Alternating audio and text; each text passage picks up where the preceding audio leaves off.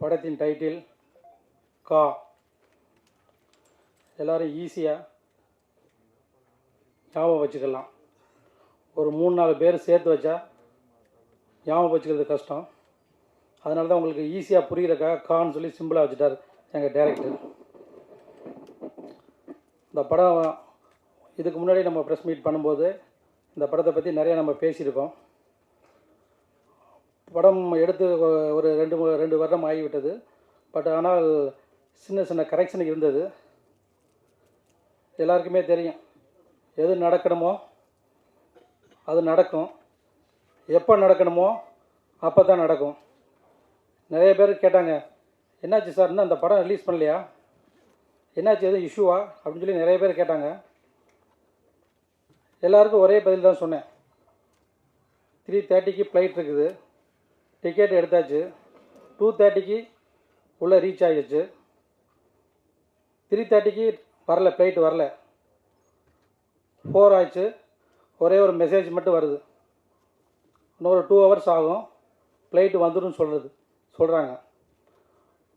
நம்ம உள்ளே போயாச்சு, திருப்பி வர முடியுமா, கேன்சல் பண்ண முடியுமா? போக வேண்டிய இடத்துக்கு போய் தான் ஆகணும். 4:30 5:30 ஆயிடுச்சு. சொன்ன டயத்துக்கு வரல, 6 o'clock தான் வந்தது. டயத்துக்கு வந்தது. நானும் ட்ராவல் பண்ணி எங்கே போய் சேரணுமோ அங்கே போய் சேர்ந்து விட்டேன். அதேமாதிரி இந்த காகப்படமும் எப்போ வரணும் அப்படின்னு சொல்லி மேலே ஒருத்தன் டிசைட் பண்ணுறான். முயற்சி ஃபுல்லாக நம்ம டைரக்டர், நம்ம நண்பர் ஜான்மேக் சார், மேடம் எல்லோரும் சிறப்பாக சப்போர்ட் பண்ணாங்க. இந்த சப்போர்ட்லாம் பண்ணும்போது இன்றைக்கி உங்கள் முன்னாடி இந்த படத்தை லான்ச் பண்ணுறோம். ரொம்ப பெருமையாக இருக்குது. இந்த படம் சிறப்பான படம்.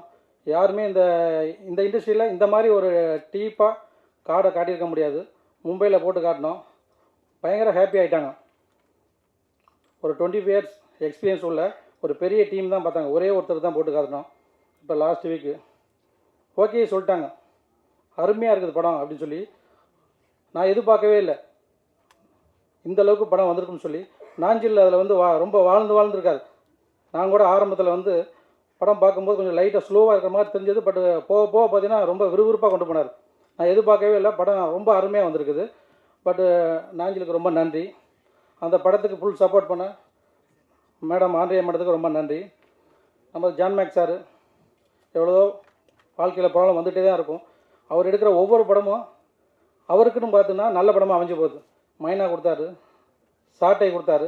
இந்த படம்லாம் இவ்வளவு கலெக்ஷன் ஆகுமான்னு சொல்லி யாருமே எதிர்பார்க்கல. அந்தளவுக்கு சிறப்பான கொடுத்தவர். அந்த நம்பிக்கையின் பேரில் அந்த காப்படமும் எடுத்திருக்காரு.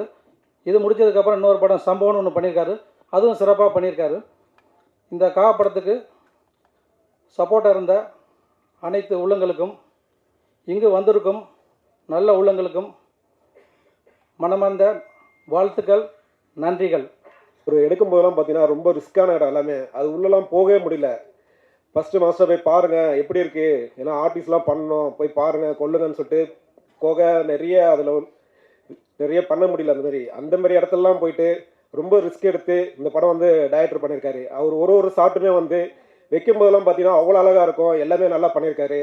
கண்டிப்பாக இந்த படம் பெரிய வெற்றி ஆகணும்னு எங்கள் நம்பிக்கை இருக்குது. இந்த வாய்ப்பு கொடுத்த டைரக்டருக்கும் ப்ரொடியூசருக்கும் மனமான நன்றியை தெரியுது. இந்த படத்தோட பேர் கா. அஞ்சில் கான்னு வச்சுருக்காரு. நிறைய பேர் காடு எல்லாமே சொன்னாங்க. பட் ஆரம்பத்துலேருந்தே இது நான் ரொம்ப சொல்லணும்னு விரும்பினேன். கான்னு வச்சதுக்கு காரணம் என்னவா இருக்குன்னா, என்னோட பெர்ஸ்பெக்டிவ் என்னன்னா, கா ஒரு அக்ஷரம், மாறாத ஒரு எழுத்து, ஆல்ஃபபெட்ஸ் மாதிரி, ஏபிசிடியில் மாதிரி கா. ஸோ காலேருந்து வந்தது தான் கடல், காதல், காடு எல்லாமே. உங்களுக்கு அது another word, another letter சேரும்போது it becomes a word. So இந்த பாட்டில் பாலா சார் ரொம்ப நல்லா எழுதியிருப்பார். ஆதியும் காடு தான், அந்தமும் காடு தான், நம்மளை வாழ வைக்கும் சாமி நீதான் அப்படின்ட்டு அந்த காடை வர்ணிச்சிருப்பார். ரொம்ப நல்ல எழுத்தது.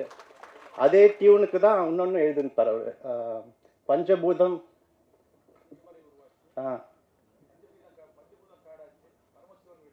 பஞ்சபூதம் காடாச்சு, பரமசிவன் வீடாச்சு, 4 மரம் உருவாச்சுடா அப்படின்னு சொன்ன. 4 மரம்ன்றது வேதங்கள் மாதிரி. ஸோ இதோட ஹிஸ்ட்ரி அது இருக்கிறதுனால தான் இது மாறாத ஒரு விஷயம். இதை யார் தடுக்கணும்னு நினச்சாலும் எடுக்கணும்னு நினச்சாலும் அது மாறாது. அதோட ரிசல்ட் அது கொடுத்துக்கிட்டே இருக்கும். ஸோ இவ்வளோ ஒரு டீப்பான தாட் இந்த படத்தில் ஒரு ஸ்டார்டிங் அந்த வேர்ட்லேயே வச்சு இதை பியூட்டிஃபுல்லாக எடுத்திருக்காரு. இன்னொரு இந்த கதையோட அம்சம் பார்த்திங்கன்னா கூட, நம்ம பிஃபோர் நம்ம இந்த ராமர் ஆல் த டெய்டிஸ் நம்ம கும்பிடுறதுக்கு முன்னாடி we used to pray to forest god, thunder god, lightning god. எல்லா கல்ச்சர்ஸ்லையுமே இருந்திருக்குது. நம்ம ஹிந்துவில் மட்டும் இல்லாமல், இந்தியனில் மட்டும் இல்லாமல், சைனீஸ், இஜிப்ஷியன் கல்ச்சர்ஸில் எல்லா கல்ச்சர்ஸ்லையுமே we used to pray to those as gods. So அதனால் இந்த கேரக்டர் கூட வந்து ஹீரோயின் இல்லாமல் ஆண்ட்ரியா மேடமோட டெபிக்ஷன் பார்த்திங்கன்னா வந்து வனதுர்கே தான் நம்ம எல்லாருமே கும்பிட்டுருக்கோம்.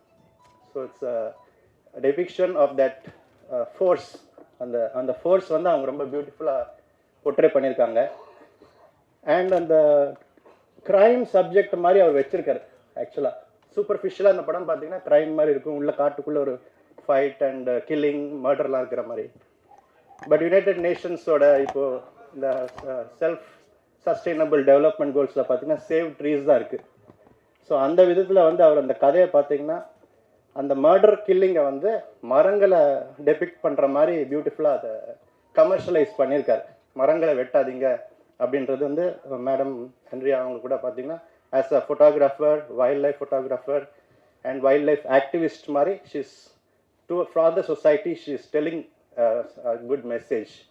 ஸோ இவ்வளோ 2 டிஃப்ரெண்ட் அனலைசேஷன்ஸ் உள்ளே வச்சு இந்த படத்தை கொடுத்து என்ன மியூசிக் பண்ண சொல்லி அவர் கூப்பிட்டதுல வந்து ரொம்ப சந்தோஷம். It was a very challenging subject and கண்டிப்பாக உங்களுக்கு பிடிக்கும்னு நினைக்கிறேன். And I wish and pray God that John Max sir and Anthony Das, Andrea and all the team members of this film வந்து will attain their success. Thank you very much sir. வைத்துக் கொள்கிறேன். அத்தோடு வணக்கத்தை முறித்தாக்குகிறேன். சற்று உணர்ச்சி வசப்படுகிறேன். இந்த மேடைக்கு நான் வருவதற்கு சுமார் 20 ஆண்டு காலம் ஆகியிருக்கிறது என்பதை உங்களுடன் பகிர்ந்து கொள்கிறேன். சினிமாவில் சேர்ந்து எதையாவது சாதிப்பதற்காக நான் இங்கு வரவில்லை. சினிமாவில் சேர்ந்து பாடலாசிரியராக வேண்டும் என்றுதான் வந்தேன். வழுக்கி விழுந்து வழக்கறிஞராகிவிட்டேன் உயர்நீதிமன்றத்தில். பரவாயில்லை. எனது அருமை நண்பர், இந்த படத்தின் தயாரிப்பாளர் ஜான் மேக்ஸ் அவர்களுக்கு எனது உளமார்ந்த நன்றியையும் வணக்கத்தையும் தெரிவித்துக் கொள்கிறேன். மேலும் என்னுடைய வார்த்தைகளுக்கு வலு சேர்த்து உயிர் சேர்த்து உங்களிடம் ஒப்படைத்திருக்கிற எனது அருமை நண்பர் சுந்தர் சி பாபு அவர்களுக்கு என் ஆயுளை நான் அர்ப்பணிக்கிறேன். காரணம், வெறும் அச்சுக்களில் மட்டுமே என்னுடைய எழுத்துக்களை பார்த்து கொண்டிருந்த நான் இந்த எழுத்துக்களை உயிராக்கி கல்லில் மீது ராமனின் கால் பட்டதால் அது அகலிகை ஆனது மாதிரி என்னுடைய எழுத்துக்கள் மீது நண்பர் சுந்தர் சி பாபு அவர்களின் இசைப்பட்டதால் இன்று உங்கள் முன் உயிராயிருக்கிறது. என்னை பொறுத்தவரையில் இதுவும் ஒரு வகை வெற்றிதான். இந்த வெற்றியை என்னை ஈன்ற என் தாய் இங்கு அமர்ந்திருக்கிறாள். அவருடைய பாதத்தில் நான் சமர்ப்பிக்கிறேன் ஒரு மகனாக. என்னுடைய ஒவ்வொரு பிழையிலும், என்னுடைய ஒவ்வொரு வளர்ச்சியிலும் இருந்து கொண்டிருக்கிற என்னுடைய தந்தை வடிவில் இங்கு சினிமாவுக்காக போராடி கொண்டிருக்கிற என் அண்ணன் நவீன் சித்தாராமன் அவர்கள் என்னுடைய பாதத்தில் கூட நான் சமர்ப்பிக்கிறேன். ஒன்றே ஒன்று உங்களிடம் சொல்லிக்கொள்ள ஆசைப்படுகிறேன். இதனுடைய வரலாறு பார்த்தீங்கன்னா ரொம்ப சாதாரணமாக இருக்கு. சினிமாவில் ஜெயிக்கணுங்கிறதுக்காக நான் சில பேருடைய வழக்குகளை எடுப்பது உண்டு. ஆனால் எல்லோரும் சினிமாக்காரர்கள் என்னை வழக்கறிஞர்களால்தான் பார்த்தார்களே தவிர ஒருவர் கூட என்னை பாடலாசிரியராகவோ கவிஞராகவோ பார்க்கவில்லை. முதலில் பார்த்தது நண்பர் ஜான் மேக்ஸ் அவர்கள் மட்டும்தான். ஏதேச்சியாக நான் ஆஃபீஸில் பேசிக்கிட்டு இருக்கும்போது, பாலா ஒரு பாட்டு இருக்கு வேணா எழுதுங்க அப்படி மாதிரி சொல்லி நாஞ்சில் சார்ட்டை, டைரக்டர் சார்ட்டை வந்து இன்ட்ரடியூஸ் பண்ணி வச்சார். டைரக்டர் சாரோட எனக்கு வந்து அதிகமான பழக்கம் கிடையாது, அதிகமாக பேச மாட்டார். கிட்டத்தட்ட வந்து குட்டி கார்ல் மார்க்ஸ் அவர். அந்த அந்த சாலம் ஸ்டுடியோஸோட ஆஃபீஸில் ஒரு குட்டி கார்ல் மார்க்ஸ், ஒரு சின்ன தாடி. அப்போ அவருக்கு நரைக்கலை, சாரி அப்போ வெள்ளையாகலை, இப்போ வெள்ளையாகிருக்கு. பார்க்கும்போது நீங்கள் பாட்டு எழுதிங்களா அப்படின்னாரு. இல்லை சார், பாட்டை ஆக்குனா பாடலாக இருக்குது சார் அப்படின்னு சொல்லி என்னை கூட்டிகிட்டு போனார். அவருடைய பைக்கில் வச்சு கூட்டிகிட்டு போனார். சுந்தர்சி பாபு இங்கே தான் பிரசாத் லேபு பக்கத்தில் வந்து சார் இருந்தாங்க. அப்போ தான் நான் 2 பேரையும் முதல்ல பார்க்குறேன். அப்போ சார் வந்து தயிர் சாதம் சாப்பிட்டுட்டு இருந்தார். அப்போ சாருக்கு ஏதோ சம்பாட்டு ப்ராப்ளம் அங்கே இருந்தது. அப்போ தான் சுந்தர்சி பாபு அப்படிங்கும்போது சுந்தர்சி பாபு சார் வந்து நான் ஏற்கனவே நிறைய கேள்விப்பட்டிருக்கேன். தாண்டி பண்ணும்போது ஒன்றும் இல்லை சார், இதுதான் சார் சுச்சுவேஷனு, காடு நானாக இருக்கிறேன், என்னையா டிஸ்டர்ப் பண்ணாத, நான் சொல்கிறதையும் செய்வேன் சொல்லாதையும் செய்வேன், ரஜினிகாந்த் டைலாக் மாதிரி சொன்னார். அப்போ போட்ட லைன் ஒரு சின்ன ஃப்ரேஸ் தான் போட்டேன், நீங்கள் எழுதுங்க நான் பார்த்துக்கிறேன், நீங்கள் எழுதுங்க நான் பார்த்துக்கிறேன் அப்படின்னாரு. எனக்கு பாட்டு எழுதுறது கஷ்டம் வராது. அப்போ அவர் சொன்ன வார்த்தை வந்து நீ எழுதுங்க நான் பாட்டாக்கிறேன்னு சொன்னார். அவர் சொன்ன வார்த்தை நான் போட்டேன், நானாக இருந்தேன் சிவனாக தானாய் வந்தாய் யமனாக அப்படின்னு ஒரு லைன் ஒரு ஃப்ரேஸ் போட்டு கொடுத்தேன். அப்போ அவர் சொன்ன வார்த்தை அந்த எதுக்காக நான் சுந்தர்சி பாபா சொல்கிறேன் அப்படின்னா, உங்களுடைய வார்த்தைகளில் தான் இருக்கிறது நடிகருடைய பாடலாசிரியருடைய ஒரு டைரக்டருடைய வெற்றி உங்களுக்கு வருது சார். நீங்கள் எழுதுங்க, சூப்பராக இருக்குது, இவங்களை கொண்டு வாங்க சார், இந்த மாதிரி ஆளுங்களை புதுசாக கொண்டு வாங்க அப்படின்னு சொல்லிட்டு உடனே ஒரு பேப்பர் கொடுத்து எழுத சொன்னார். நான் இதுக்கு முன்னாடி ஒரு பாட்டு எழுதணும், ஆக்சுவலி வேற ஒரு பாட்டு எழுதணும், அது கூடிய சீக்கிரம் வரும், அது படத்தில் இல்லை, வரும் கூடிய சீக்கிரம் வரும்னு நினைக்கிறேன். அது வந்து மேடம் ஆண்ட்ரியா பாடியிருப்பாங்க, அது நான் அப்புறம் வரேன் அந்த கதைக்கு. அது ரொம்ப நல்லா இருந்தது, ரொம்ப ரொம்ப அருமையாக இருந்தது. உடனே ஃபோன் பண்ணாங்க, யாரோ இன்னும் ட்ராக் சிங்கர் வந்தாங்க, பாடினாங்க, ரொம்ப அருமையாக இருந்தது அப்படின்னு சொன்னாங்க. எனக்கு முதல் முயற்சி உனக்கு வருது, நீ வந்து எழுத முடியும் அப்படின்னு சொல்லி எனக்கு தோல் கொடுத்து தட்டி கொடுத்தவர் சுந்தர்சி பாபு அவர்களும், அதற்கு வாய்ப்பளித்த என்னோட அருமை நண்பர் நாஞ்சில் அவர்களும் வந்து ஃபோன் பண்ணாங்க. ஃபோன் பண்ண உடனே பாலா நீ உடனே எழுதணும், நீ உடனே வாங்க அப்படின்னாங்க. இதான் சார் சுச்சுவேஷனும், ஃபோக்காக எழுதுங்க அப்படின்னாரு. அங்கேருந்து பஸ்ஸில் புறட்டு வரும்போதே நான் உடுமலைப்பேட்டை, அங்கேருந்து எங்கள் ஊர்லேருந்து சிவகங்கை டிஸ்ட்ரிக்ட்லேருந்து உடுமலைப்பேட்டை வர்றதுக்கு உளுந்தூர்பேட்டைக்கு வர்றதுக்கு வந்து ஒரு 5 ஹவர்ஸ் ஆகும். 5 ஹவர்ஸ் எழுதி முடிச்சிட்டோம். அது நிறைய எழுதணும், கிட்டத்தட்ட வந்து ஒரு 6 and 7 பேஜஸ், நீங்கள் பார்க்குறது ரொம்ப கம்மி.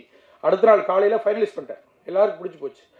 நீங்கள் இன்றைக்கி பாட்டு கேட்குறீங்க, நல்லா இருக்குங்கிறீங்க, இது எல்லாத்தையும் விட முதலாக இந்த பாட்டை கேட்டுட்டு இது நல்லா இருக்கு அப்படிங்கிற வார்த்தை வந்து ஒரு பொக்கிஷமாக ஒரு டைரக்டருடைய வார்த்தையிலையும் ஒரு மியூசிக் டைரக்டருடைய வாயிலிருந்து வரும் பார்த்தீங்களா, அதுதான் எங்களுடைய கிஃப்டே. அந்த வகையில் நானும் வெற்றி பெற்றிருக்கிறேன், சிறு வெற்றி பெற்றிருக்கிறேன் உங்கள் முன்னால். அதற்கு ஆபீஸ் என்னுடைய கோர்ட்டில் ஒரு பாடலாசிரியருங்கிற பேரு கூட ஆண்ட்ரியா மேடத்தினால உருவானதான். அந்த வகையில் இந்த படத்தில் ஆண்ட்ரியா மேடத்திற்கு என்னுடைய நன்றியை உரித்தாக்குகிறேன். இன்னொன்று, இப்போ தான் முதல்ல நான் சிறு குழந்தை, இப்போ தான் நான் பாட்டு எழுத வந்திருக்கிற ஒரு முதல் முறையாக பாட்டு எழுதி வந்திருக்கிறேன். என்னுடைய பாடலை முதலில் பாடிய மிகச்சிறந்த பாடகி ஆண்ட்ரியா மேடத்திற்கு என்னுடைய மனமார்ந்த நன்றியை தெரிவித்துக் கொள்கிறேன். என்னுடைய தந்திருக்கும் எல்லோருக்கும் என்னுடைய பணிவான வணக்கங்கள். மேடையில் வீட்டிற்கும் அனைவருக்கும் என்னுடைய வணக்கங்கள். எனக்கு மற்றவங்க மனித கோர்வையாக எனக்கு பேச தெரியாது, அதாவது சார் சொன்னது தான் சாருக்கு நல்லா தெரியும். ஸோ பல வருடங்கள் 30 வருடங்களாக வந்து இந்த துறையில் வந்து நான் வந்துக்கிட்டு இருக்கேன்.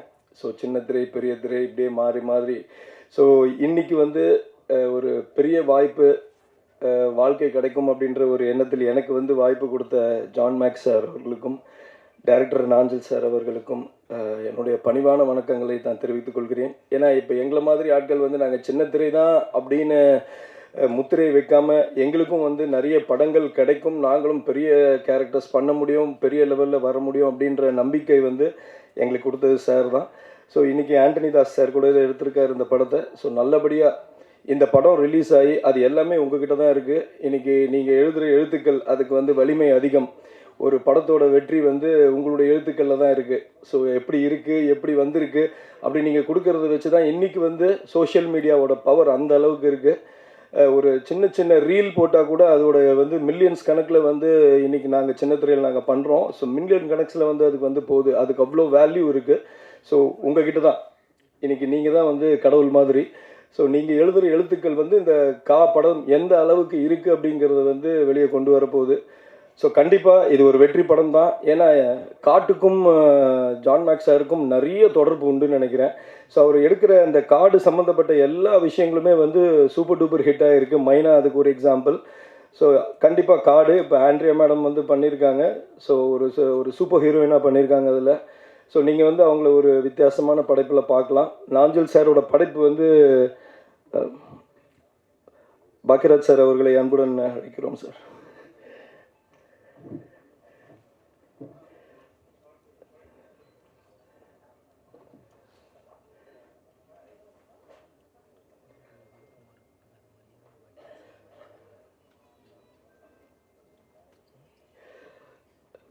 சாரோட பாக்யராஜ் சாரோட டைரக்ஷன்லேயே நான் வந்து ஹீரோவாக பண்ணியிருக்கேன் கதைன்ற சீரியலில். ஸோ சார் வணக்கம் சார். ஸோ இந்த படைப்பு, ஸோ எனக்கு கிடைத்த வாய்ப்பு வந்து மிகப்பெரிய ஒரு வாய்ப்பு. ஸோ இந்த நேரத்தில் நான் வந்து இங்கே இருக்கிற அத்தனை பேருக்கும், அத்தனை சக கலைஞர்களுக்கும், டெக்னீஷியன்ஸ் அத்தனை பேருக்கும் வந்து நான் தனிப்பட்ட முறையில் என்னுடைய நன்றியை தெரிவிச்சுக்கிறேன். எங்கள் மேலே நம்பிக்கை வச்சதுக்கு, பர்டிகுலராக சின்ன திரையிலேருந்து நாங்கள் பெரிய திரையிலையும் எங்களால் சாதிக்க முடியும் அப்படின்னு எங்கள் மேலே நம்பிக்கை வச்சு ஒரு கதாபாத்திரம் எங்களுக்கும் கொடுத்ததுக்கு வந்து கண்டிப்பாக ஜான் மேக்ஸ் சாருக்கு வந்து என்னுடைய நான் நன்றியை தெரிவிச்சுக்கிறேன். மீண்டும் மீண்டும் நாஞ்சில் சார், கண்டிப்பாக அவரை பற்றி சொல்லணும். சார் சொன்ன மாதிரி அவர் வந்து ரொம்ப சைலண்ட்டான கேரக்டர், பட் படைப்புகள் வந்து மிகப்பெரியது. அவ்வளோ நல்ல படைப்புகள். எங்களுக்கு வந்து எப்படி படம் அப்படின்னு அந்த ஸ்க்ரீனில் பார்க்கும்போது தான் வந்து அவருடைய படைப்புகள் தெரிஞ்சிச்சு. கண்டிப்பாக நீங்கள் அதோட எக்ஸ்பீரியன்ஸ் பண்ணுவீங்க கண்டிப்பாக. ஸோ அந்த படம் கண்டிப்பாக அவர் ஒரு பெரிய டைரக்டராக வலம் வருவார், அதில் எந்த டவுட்டும் கிடையாது. ஸோ அப்படிப்பட்ட ஒரு டிரெக்ஷன் அது. ஸோ எல்லாருக்குமே என்னுடைய வாழ்த்துக்கள். இது கண்டிப்பாக ஒரு வெற்றி படமாக அமைய. Thank you very much.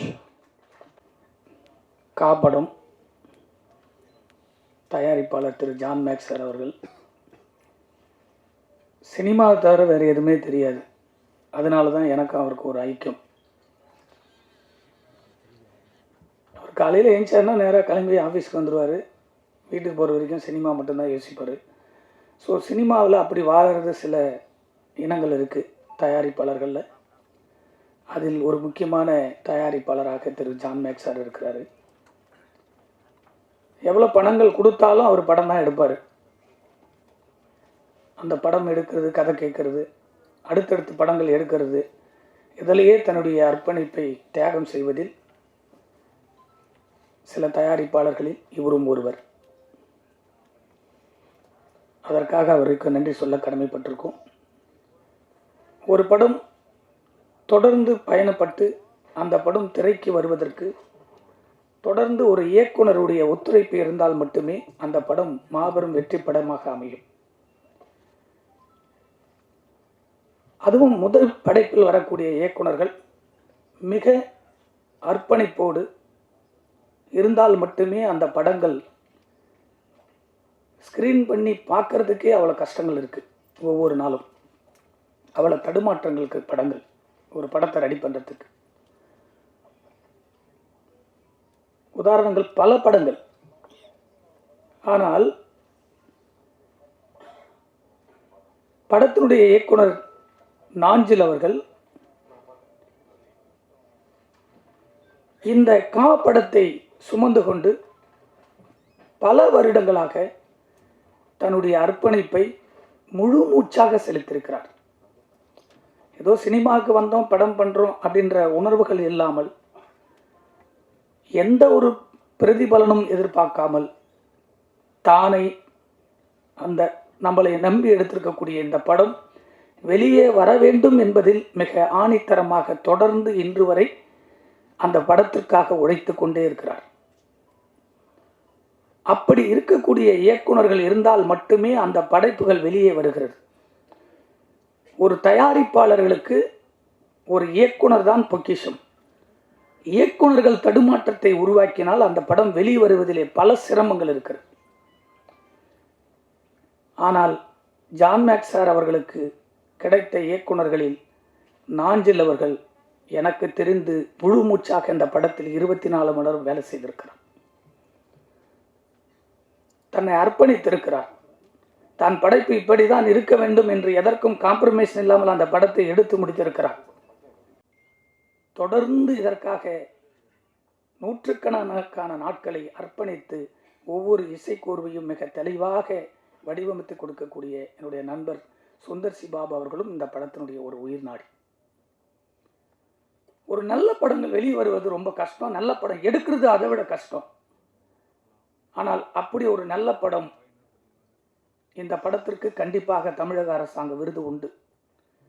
ஏனால் நாட்டில் மலையை பாதுகாப்பதில் எப்படி நாம் பேசிக்கொண்டிருக்கிறோமோ அதுபோல இதில் ஒரு அழுத்தமான ஒரு கதை இருக்கிறது. மைனாவுக்கு பிறகு இந்த படம் ஒரு சிறந்த படைப்பாக இருக்கும். எவ்வளவு பெரிய கதைகள் இருந்தாலும் அந்த கதைக்கு உயிரோட்டத்தை நிறுத்தக்கூடிய ஒரு நடிகர் நடிகைகள் தேவைப்படுகிறார்கள். மக்களிடத்திலே கொண்டு போய் சேர்ப்பதற்குள்ளே அந்த படத்தை வெளியே தூக்கி எறியக்கூடிய இந்த காலகட்டத்தில் அந்த படத்திற்கு ஆண்ட்ரியா அவர்கள் ஒரு பலத்தை சேர்த்திருக்கிறார். அதேபோல் அந்த படத்தில் ஒரு புதுமுக ஹீரோன்னு சொல்லலாம், கேரக்டர் ஆர்டிஸ்ட் தான். அவர் பார்க்கும்போது அப்படி தெரியாது. நானே பல நாள் பார்த்துருக்கேன். ஆனால் படம் பார்க்கும்போது இவருக்குள்ளே ஒரு நடிப்பு இப்படி இருக்கா அப்படின்றப்பல நீங்கள் டைலரில் பார்த்துருப்பீங்க. இந்த படத்துக்கு அவர் பெரிய பலமாக இருக்கும். ஒரு யதார்த்தமான ஒரு மனிதர்கள் எப்படி இருப்பாங்களோ அப்படி ஒரு யதார்த்தமான ஒரு போலீஸ் கான்ஸ்டபிளாக ரொம்ப அழகாக நடிச்சிருப்பார் அந்த தம்பி. இதெல்லாம் ஒரு பெரிய பலம். சலீம் கோஸுடைய பர்ஃபார்மன்ஸ் நம்ம சொல்ல தேவையில்லை.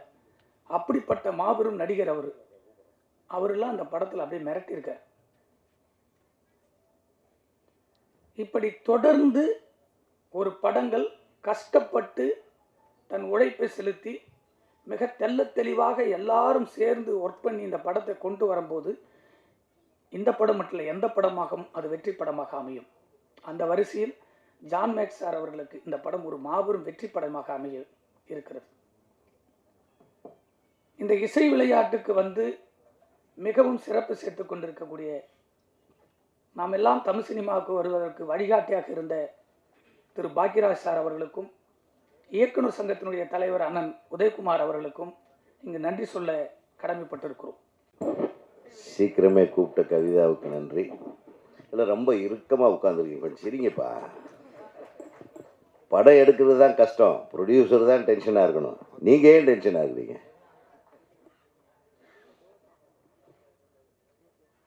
இப்போ இந்த படம் கா என்பது காடை குறுக்கும். இந்த காடுனாவே இது கஷ்டமான விஷயம், உள்ள நுழைஞ்சு வெளியே வருது. It's very difficult task. நான் காட்டில் எல்லாம் கூட கொஞ்சம் படம் எடுத்திருக்கேன். இந்த உறுதிமொழி படம் எடுக்கும்போது ஒருத்தர் ஒரு யானையை பார்க்க போகிறேன்ட்டு போன ஒரு ஆளே காணோம் நைட்டெல்லாம்.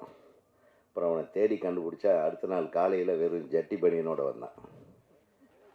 வந்துட்டு நம்ம உயிரை கையில் பிடிச்சிட்டு போனவன் போயிட்டானேன்னு நான் வந்து சொன்னான் ஒரு விஷயத்த. யானைகிட்டேருந்து எப்படி தப்பிக்கிறதுன்றது நான் புக்கிலெல்லாம் படிச்சிருக்கேனே, அது ப்ராக்டிக்கலாக நான் செஞ்சு பார்த்தேன்னு. அவர் என்னோடய அசிஸ்டன்ட் டைரக்டர். நான் உடனே பெட்டி படிக்கலாம் தூக்கி கிளம்புடா, உன்னை ஒரு நைட்டு விட்டுட்டு நாங்கள் பட்ட பாடு அவஸ்தை எனக்கு தான் தெரியும். அது காடுன்றது பல விஷயங்கள் அடங்கின ஒரு விஷயம். அது உண்மையிலுமே காடுங்கிறது ஒரு தனி சொர்க்கம். அந்த காடை நேசிக்கிறவங்களுக்கு காடு பிடிக்கும். ஸோ அதை டைட்டிலாக வச்சு படத்தை இயக்கியிருக்கிற இயக்குனர் நாஞ்சில் அவர்களுக்கு எனது மனமார்ந்த வாழ்த்துக்களை தெரிவித்துக் கொள்கிறேன். தயாரிப்பாளர் உண்மையிலுமே நம்ம தம்பி சொன்ன மாதிரி ஒரு மிகச்சிறந்த படைப்புகளை உருவாக்கக்கூடிய வல்லமை படைத்தவர். நல்ல கதைகளை தேர்ந்தெடுத்து அவருடைய மைனா படத்துக்கு நான் விருது குழுவில் இருந்தப்போ பல்வேறு விருதுகள் அந்த படத்துக்கு வழங்கியது எனக்கு ஞாபகம் இருக்கிறது. நான் அவாய்டு பண்ணவே முடியல. அவ்வளவு அற்புதமான படைப்புக்கு சொந்தக்காரர் திரு ஜான் மேக்ஸ் அவர்களுக்கு நிச்சயமாக இந்த படம் வெற்றி படமாக அமைய எனது வாழ்த்துக்கள். அடுத்து இந்த இசை வெளியீட்டின் ஹீரோ சுந்தர் சி பாபு அவர்களுடைய படத்திற்கும் நான் விருது கமிட்டியில் இருந்தப்போ ஒரு அவார்டு கொடுத்துருக்கோம். ஸோ இதில் எல்லாமே அவார்டு வாங்கினவங்க எல்லாம் கூட இருக்காங்க. இதில் அவார்டுக்கெல்லாம் மீறின ஒரு விஷயம், பரபரப்பான ஒரு பெயர் ஆண்ட்ரியா. நான் அவங்களை இப்போ தான் ஃபஸ்ட்டு, அதுவும் பக்கத்திலே உட்கார்ற வாய்ப்பு கிடைச்சதுக்கு ஜான் மேக்ஸ் அவர்களுக்கு நன்றியை தெரியும். அவர் இடத்த விட்டு கொடுத்து என்னை உட்கார வச்சார். நான் பத்திரிகையிலையும் இந்த மாதிரி யூடியூப்பில் அவங்கள பார்த்துருக்கேன். மிக பரபரப்பான ஒரு கேரக்டராக இருக்கே, எல்லா விஷயங்கள்லேயும் அவங்க பேர் அடிபடும். மிகச்சிறந்த பாடகி. அவங்களோட இந்த மேடையை பகிர்வதில் நான் ரொம்ப மகிழ்ச்சி அடைகிறேன். இயக்குனர் சங்கத்தின் தலைவராக பொறுப்பேற்ற பின் முதல் நான் பக்கத்தில் உட்கார்ந்தது ஆண்ட்ரியா கூட. அது ஒரு மிக பெருமையான விஷயம். Andrea, wish you all the best.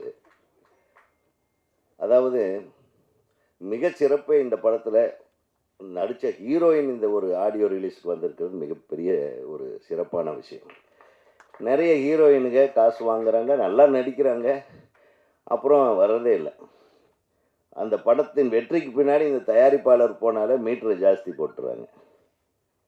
இதெல்லாம் கொஞ்சம் மாற்றணும்.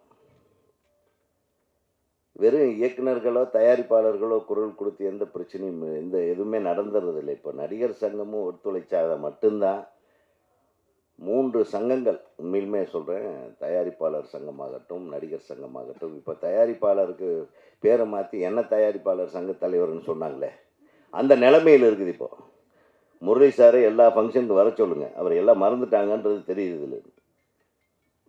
புரியுதா? ஆமாம், அது எல்லாம் இல்லை, அது பேச்சே கிடையாது. அதாவது இன்றைக்கி என்ன நடக்குது, எப்படி நடக்குது, எப்படி இருந்தால் நல்லாயிருக்கும். ஒரு படத்தினோட வெற்றிக்கும் தோல்விக்கும் முழு பொறுப்பு ஏற்கக்கூடிய ஒரே சங்கம் இயக்குனர் சங்கம் தான். டைரக்டர் ஒழுக்கமாக இருந்தால் மட்டும்தான் இந்த படம் கரெக்டாக வரும். அதுக்கப்புறம் டைரக்டர் ஏன் சரியில்லைன்றப்போ ப்ரொடியூசர் சரியில்லை, அதனால் நான் சரியில்லைம்பாங்க.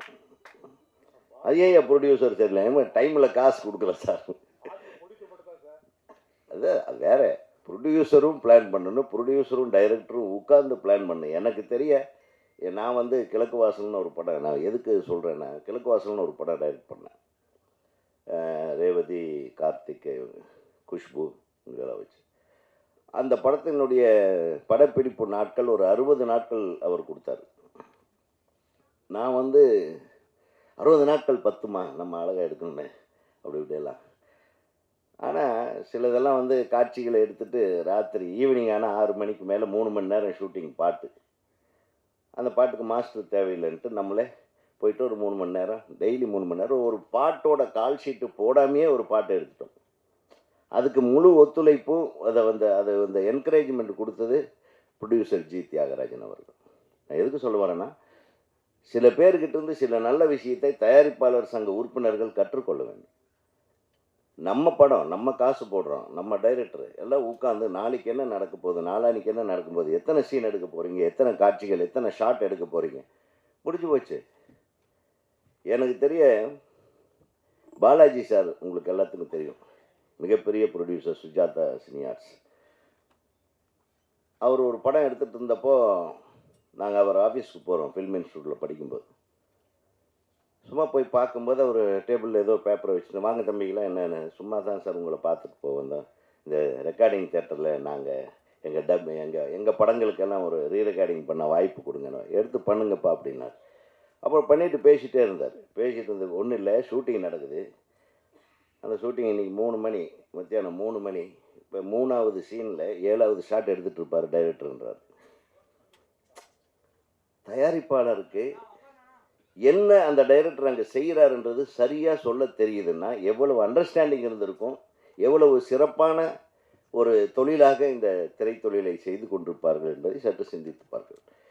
இப்போ பெரும்பாலும் பட்ஜெட்டுகள் ஜாஸ்தி ஆகிறது காரணம் சரியான திட்டமிடல் இல்லாதது தான். If you have not planned properly you cannot achieve things properly. So முழுக்க நாங்கள்லாம் இப்போ படம் எடுக்கும்போது நம்ம இப்பவும் சொல்கிறோம், தமிழ் சினிமாவில் மட்டும்தான் ஒரு பெரிய சாபக்கேடுன்னா 90 டைரக்டரு இன்றைக்கி ரிட்டையர்டு டைரக்டர்ன்றாங்க. இன்றைக்கி ஹாலிவுட்டில் ஒருத்தன் நடக்க முடியாத சூழ்நிலையில் ஆன்லைனில் டைரக்ட் பண்ணுறான். டைரக்ட் பண்ணுற இடம் அமெரிக்கா, ஷூட்டிங் நடக்கிறது இட்டாலி. யோசனை பண்ணி பாருங்க. கிரியேட்டருக்கு வயசுன்றதே கிடையாது. நான் மேலே இருக்கிற தயாரிப்பாளர்களுக்கெல்லாம் சொல்லுகிறேன், பாக்கியராஜ் சாரை கூப்பிட்டு இப்போ படம் பண்ண சொல்லுங்கள். அவரை விட சிறந்த திரைக்கதை அமைத்து ஒரு வெற்றி படத்தை யாராலும் கொடுக்க முடியாது. ஏன்னா அவருடைய திரைக்கதையை நான் பாடமாக எழுதி எக்ஸாமில் பாஸ் பண்ணுவேன் அந்த 7 நாட்கள். ஸோ அதுதான், that is the proud of. நம்மக்கிட்ட இல்லாத ஒரு முக்கியத்துவம், நம்மக்கிட்ட இல்லாத ஒரு வெற்றி பாதை, நம்மக்கிட்ட இல்லாத சரித்திரம் எதுவுமே கிடையாது. முதல்ல இந்தியாவிலேயே பேன் இண்டியா படம் எடுத்தது நம்ம SS வாசன் அவர்கள். சந்திரலேகா படம் இந்தியா ஃபுல்லாக ரிலீஸ் ஆச்சு. அது இப்போ தான் ஏதோ பேன் இண்டியான்னு புதுசாக பேர் போட்டுக்கிறீங்கன்னு நினைக்காதீங்க.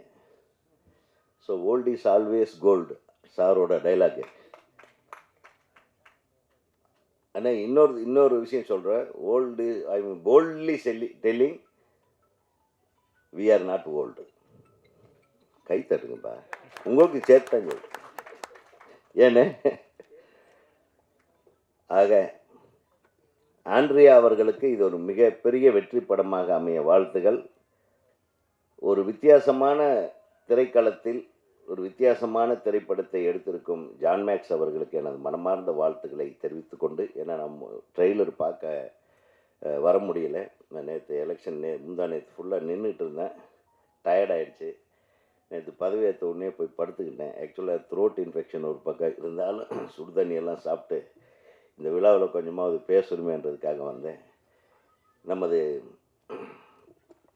ஒரு திரைப்படத்தின் வெற்றிக்கு காரணம் எத்தனையோ விஷயங்கள். ஒரு சிறந்த திரைப்படமாக இருந்தாலே வெற்றின்னு சொன்ன காலமெல்லாம் போய், ஏற்கனவே பேசிய நண்பர்கள் சொன்னார்கள், அதாவது ஒரு படத்தை எவ்வளவு தூரத்துக்கு வெளியே அந்த பேரையும் அந்த படத்தில் என்ன இருக்குன்றதையும் கொண்டு போய் சேர்க்கிற ஒரு விஷயம் இருக்குது பாருங்க.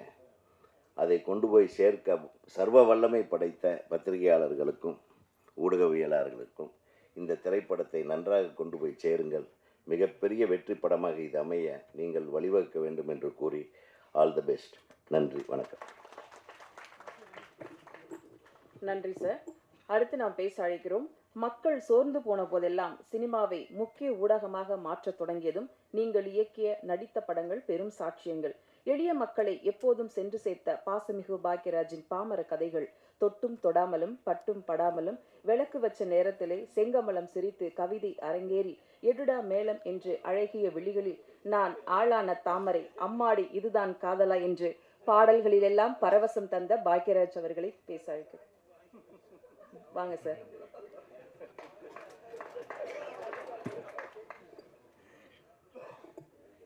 பாக்யராஜ் அவர்களை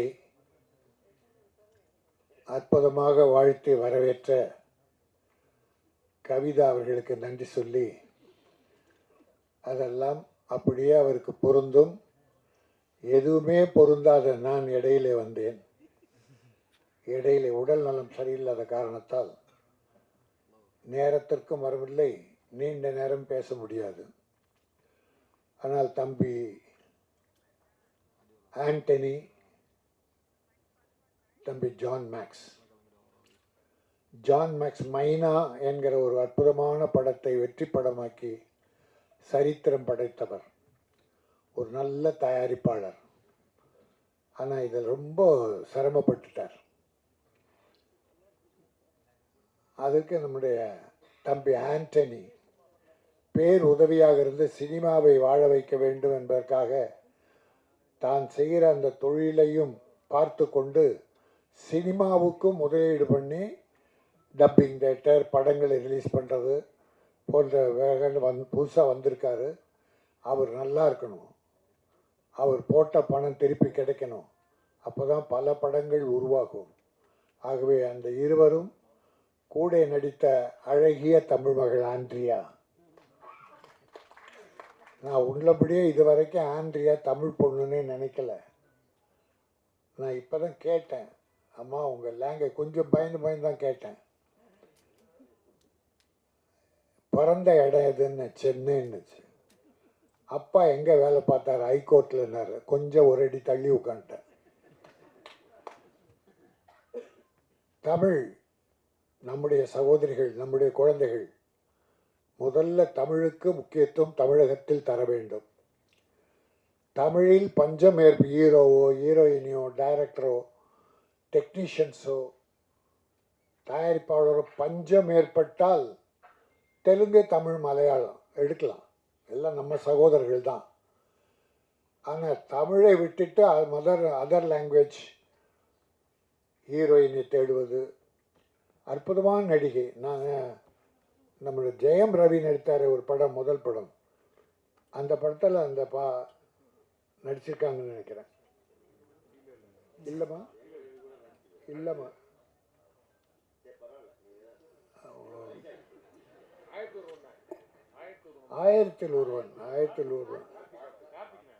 கார்த்திக் ஹீரோ. ஆமாம் இந்த ரெண்டு ஹீரோயினில் ஒரு ஹீரோயினி மகிழ்ச்சி. நிறைய படம் பண்ணோம். நீங்கள் எல்லாருக்கும் நல்ல ஒத்துழைப்பு தரணும்.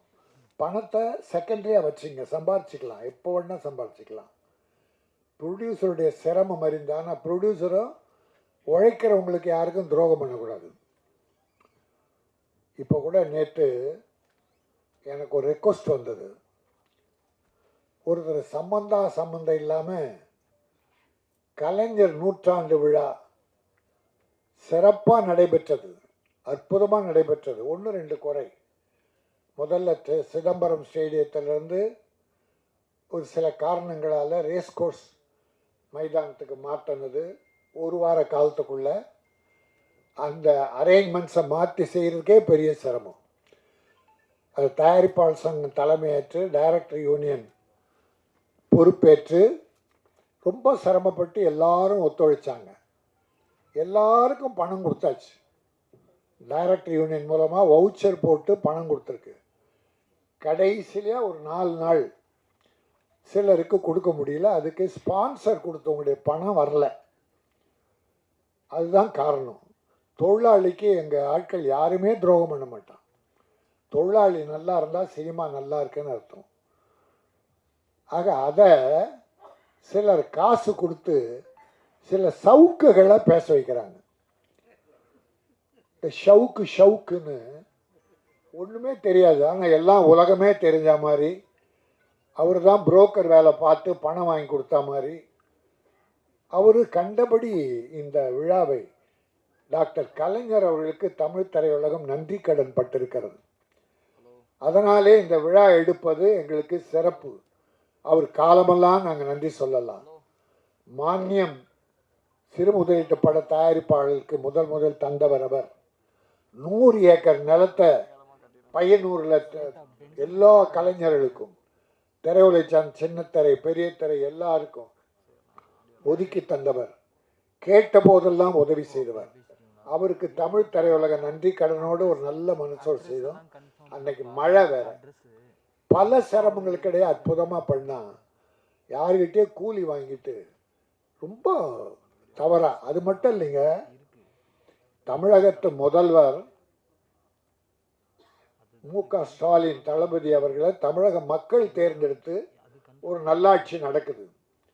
இப்போ கூட அந்த விழாவில் சிறப்பு என்னன்னா, பூந்தமல்லியில் ஒரு 140 ஏக்கர் 450 கோடி செலவில் ஹைதராபாத் ஃபிலிம் சிட்டி மாதிரி, ராமோஜிராவ் ஃபிலிம் சிட்டியை விட பிரமாதமாக பூந்தமல்லியில் உருவாக்கி தரேன்னு அந்த விழாவில் முதல்வர் நமக்கு வாக்குறுதி கொடுத்துருக்காரு.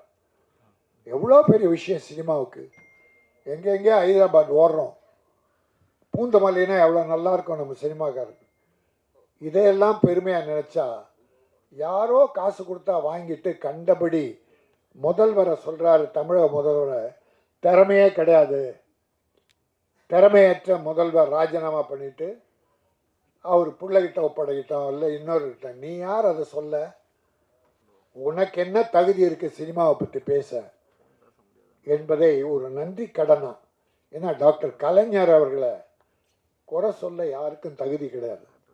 அதனால் இந்த வாய்ப்பை தமிழ் திரையுலகம் சேர்ந்து நடத்துகிற என் தம்பி ஜான் மேக்ஸ் ஆண்டனி, அந்த விழா என்பதாலே இதை நான் ஒரு கருத்தாக சொல்லணும்னு நினச்சேன். அதனால் என் கருத்தை சொல்லிவிட்டேன். இந்த படம் மிகப்பெரிய வெற்றி பெற்று தயாரிப்பாளர் தப்பிக்கணும், இதை முதலீடு பண்ணி விநியோகம் பண்ணுற ஆண்டனி தப்பிக்கணும், இந்த கலைஞர்கள்லாம் நடித்தவர்கள் ஆண்ட்ரியா உள்ளிட்ட அத்தனை பேருக்கும் ஒரு நல்வாழ்வு கிடைக்கணும், முன்னேற்றம் கிடைக்கணும் என வாழ்த்தி விடைபெறுகிறேன். நன்றி, வணக்கம். இப்போ பாக்யராஜ் பேசுவார். சார் இப்பவும் பாக்யராஜ் பேசல, கடைசியில தான் பேச போறாங்க. அடுத்து நாம் பேச அழைக்கிறோம். மக்கள் போக முடியாத அடர்ந்த காடுகளில் அடுத்தடுத்து நடக்கும் கதைக்களங்களை அழகான கோர்வையாக்கி படம் மூலம் காட்டவிருக்கும் அறிமுக இயக்குனர் நாஞ்சில் அவர்களை பேச அழைக்கிறோம்.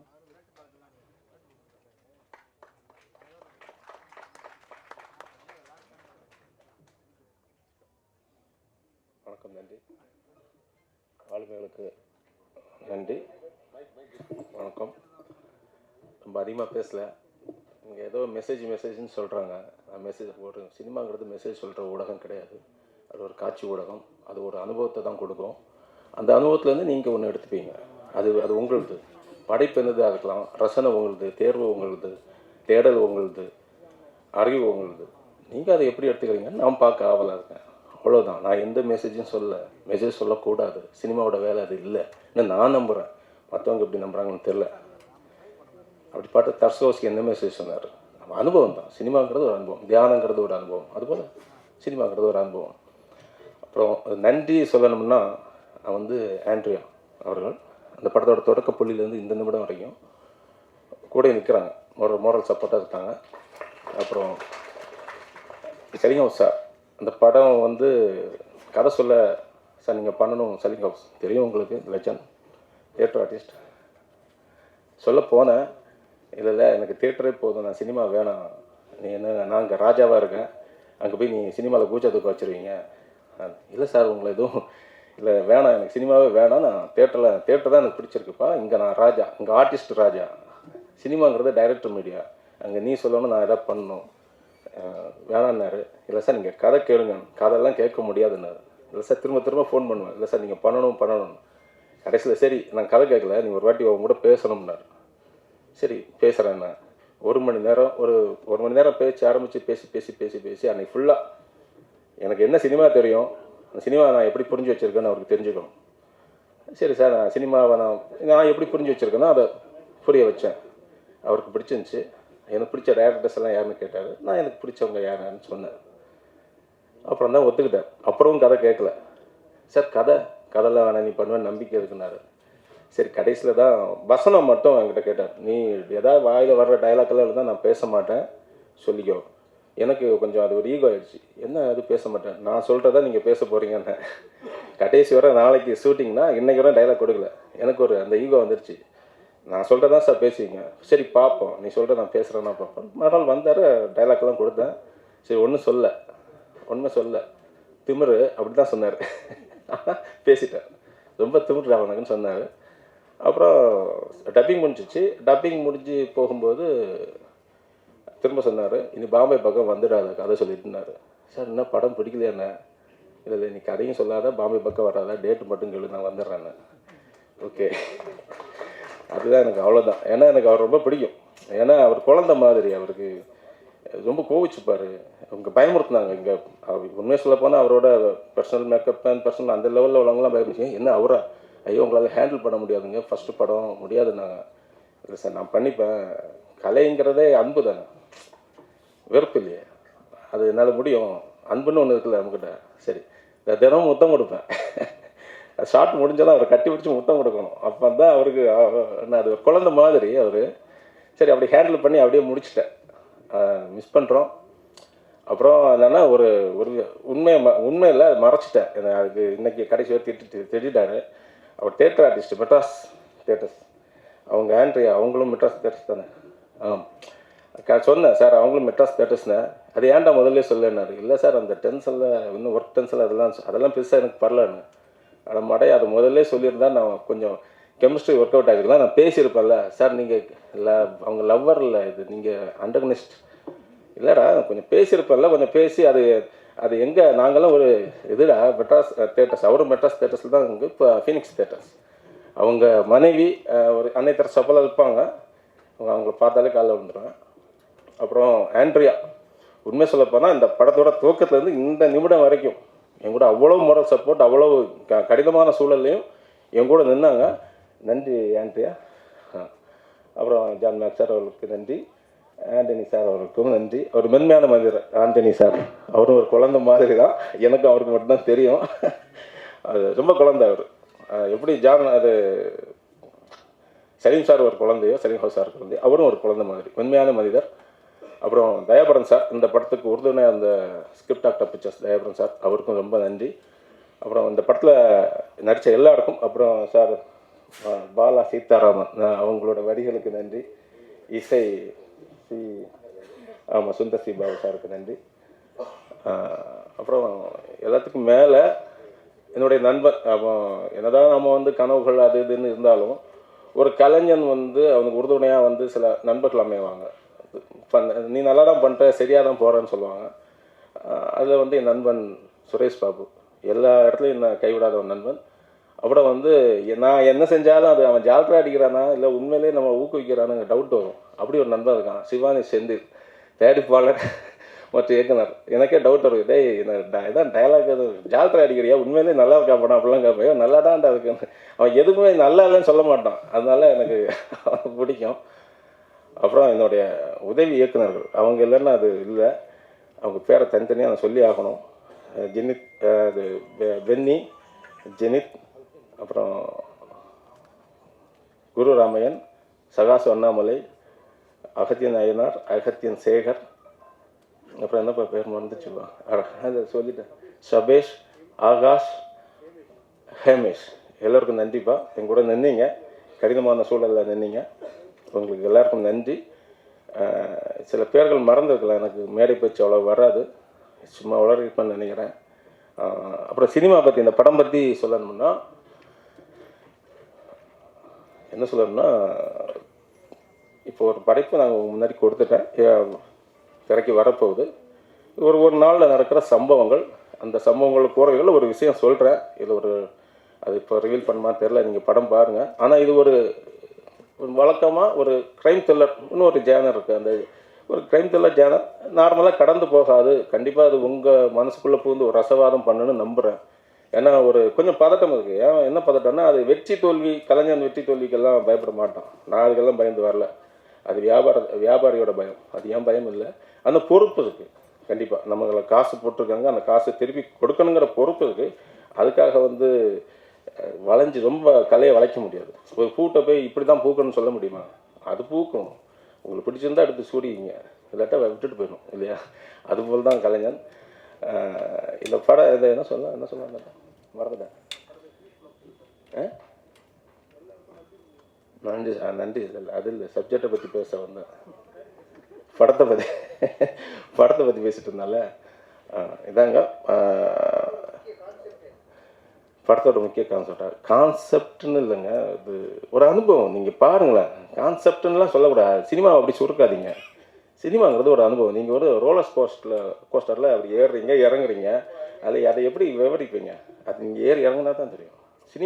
சினிமா கதை கிடையாது. சினிமா கதைன்னா நீங்கள் வந்து கதையை நான் கையில் எழுதி கொடுத்துடலாம்ல, நீங்கள் எதுக்கு சினிமா தேட்டருக்குள்ளே வரணும்? சினிமாங்கிறது அனுபவம், புரிஞ்சுங்களா? ஒரு புத்தகம் படிக்கிறோம், ஒரு புத்தகத்தோட 4 வரியை வச்சு கதை சுருக்கத்தை வச்சுட்டு ஒரு அண்ணா கரிணைனாவை நீங்கள் முடிவு பண்ண முடியாது. அது சிம்பிளாக 4 வரியில் சின்ன கதை தான்.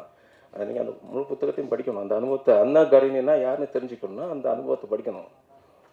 படித்தா தான் தெரியும். அதே போல் சினிமாவை நீங்கள் முழுமையாக பார்த்தா தான் தெரியும். என்னுடைய பார்வை சரியா தப்பாங்கிறது அது வேறு. என்னுடைய பார்வை கூட நீங்கள் உடன்படாமல் போகலாம், அது என்னுடைய பிரச்சனை இல்லை. என்னுடைய பார்வையை சொல்ல, என்னுடைய படைப்பை உங்கள் முன்னாடி கொண்டு வர உரிமை இருக்குது. ஏன் எங்கள் உப்புமா படம் எடுக்க கூட உரிமை இருக்குது. சொல்லுவாங்க அது உப்புமா படம் அது அப்படிலாம் இல்லை. நம்ம வீட்டில் ஒரு குழந்தை கிறுக்குனா அது உங்களுக்கு பிடிக்கும், பக்கத்து வீட்டு குழந்தை கிறுக்குனா பிடிக்காது. இந்த கிறுக்கல் உங்களுக்கு பிடிச்சது இல்லை, அது ஒரு கிறுக்கலை எடுத்துக்கணும், புரிஞ்சுங்களா? எல்லாருக்கும் அந்த எல்லா உரிமையும் இருக்குது. அதை நிராகரிக்கிற உரிமை உங்களுக்கு இருக்குது. அதை தேர்ந்தெடுக்க நிராகரிங்க, ஆனால் தப்போ சரியோ. அதாவது mass film, mass psychology, mob சைக்காலஜின்னு சொல்லுவாங்க. மாஸ் சைக்காலஜி வச்சு சினிமா இருக்குது, மாப் சைக்காலஜியை டிபெண்ட் பண்ணி சினிமா இருக்குது. இந்த சினிமா பொறுத்தளவில் என்னன்னா மிரர். இப்போ நான் ஒன்றும் காட்டலை, ஒரு கண்ணாடியை பூசி உங்கள் முன்னாடி காட்டுறேன், நீங்கள் பார்த்துட்டு போங்க, உங்கள் முகம் அதில் தெரியும், அவ்வளோதான். அந்த மிரர்னால் நான் ரசம் பூசுகிற கண்ணாடியில் ஆழமான தண்ணி, சலசலப்பில் தண்ணியில் உங்கள் முகம் தெரியாது. ஆனால் ஆழமான தண்ணியில், அது அமைதியான தண்ணியில் உங்கள் பிம்பம் தெரியும், அதோட ஆழத்தை நீங்கள் கண்டுபிடிக்கலாம். இந்த படத்தில் அது நான் அந்த ரசவாதம் நிகழன்னு நம்புகிறேன். பதட்டம்னா என்ன பதட்டம்னா, ஒரு ஃபஸ்ட்டு ப்ரொப்போசல் சொல்லும்போது, ஒரு பொண்ணுக்கிட்ட சொல்லும்போது ஒரு பதட்டம் இருக்குங்க. பொண்ணுக்கு ஒரு ஹைக்கு, சிலவங்களுக்கு ஹைக்கு பிடிக்கும், கவிதை பிடிக்கும், கண்ணியம், ஏதோ ஒரு வழி மூலியமாக தானே பொண்ணுகிட்ட அதை ஃபஸ்ட்டு ப்ரொப்போசல் பண்ணும்போது சின்ன பதட்டம் இருக்குங்க. அதே போல் அங்கே ஒரு ஹார்ட்டுக்குள்ளே தான் நுழையணும். ஆனால் இங்கே அப்படி இல்லை, கலெக்டிவ் ஹார்ட், கலெக்டிவ் மைண்ட். அப்போ இன்னும் கொஞ்சம் பதட்டம், இன்னும் கொஞ்சம் பயம் அதிகம். அந்த பதட்டம் எனக்கு இருக்குது, அந்த பயம் இருக்குது. ஆனால் நுழைஞ்சிடுவேன்னு நம்புகிறேன், நுழைஞ்ச ரசவாதம் செய்யும்னு நம்புகிறேன், புரிஞ்சுங்களா? அப்புறம் உங்கள் கையில் இருக்கு. புரிஞ்சுங்களா? நன்றி, வணக்கம். நன்றி சார். அடுத்து நாம் பேச அழைக்கிறோம். குயில்களும் பொறாமை கொள்ளும் முந்தும் குரல், சின்ன பற்களில் சிதறும் முத்துச்சிரிப்பு, சிறுபிறை நெற்றியில் தெரிக்கும் உற்சாக பாடல்கள், இரவில் ஒளிரும் வெள்ளை நிலா, இதயம் ரசிக்கும் கொள்ளை உலா, கம்பன் கவிதையின் கடைசி வரி, காற்றில் பறக்கும் வேகமும் ஆற்றிடை ஆம்பல் மலராய் அழகாய் பூத்த முகம் ஆண்ட்ரியா, தமிழ் சினிமாவின் பச்சை கிளி முத்துச்சரம், காப்படத்தின் கதை நாயகி ஆண்ட்ரியா அவர்களை பேச அழைக்கிறோம்.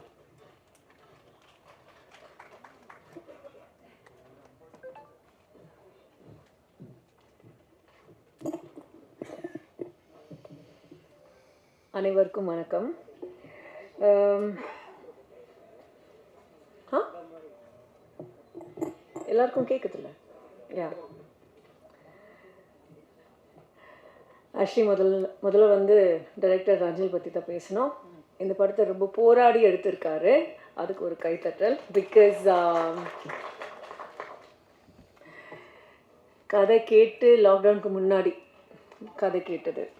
ஸோ அங்கேருந்து இன்னைக்கு வரைக்கும் ஒரு சிங்கிள் மைண்டட் ஃபோக்கஸோட இந்த படத்துக்காகவே உயிரை கொடுத்துருக்காரு.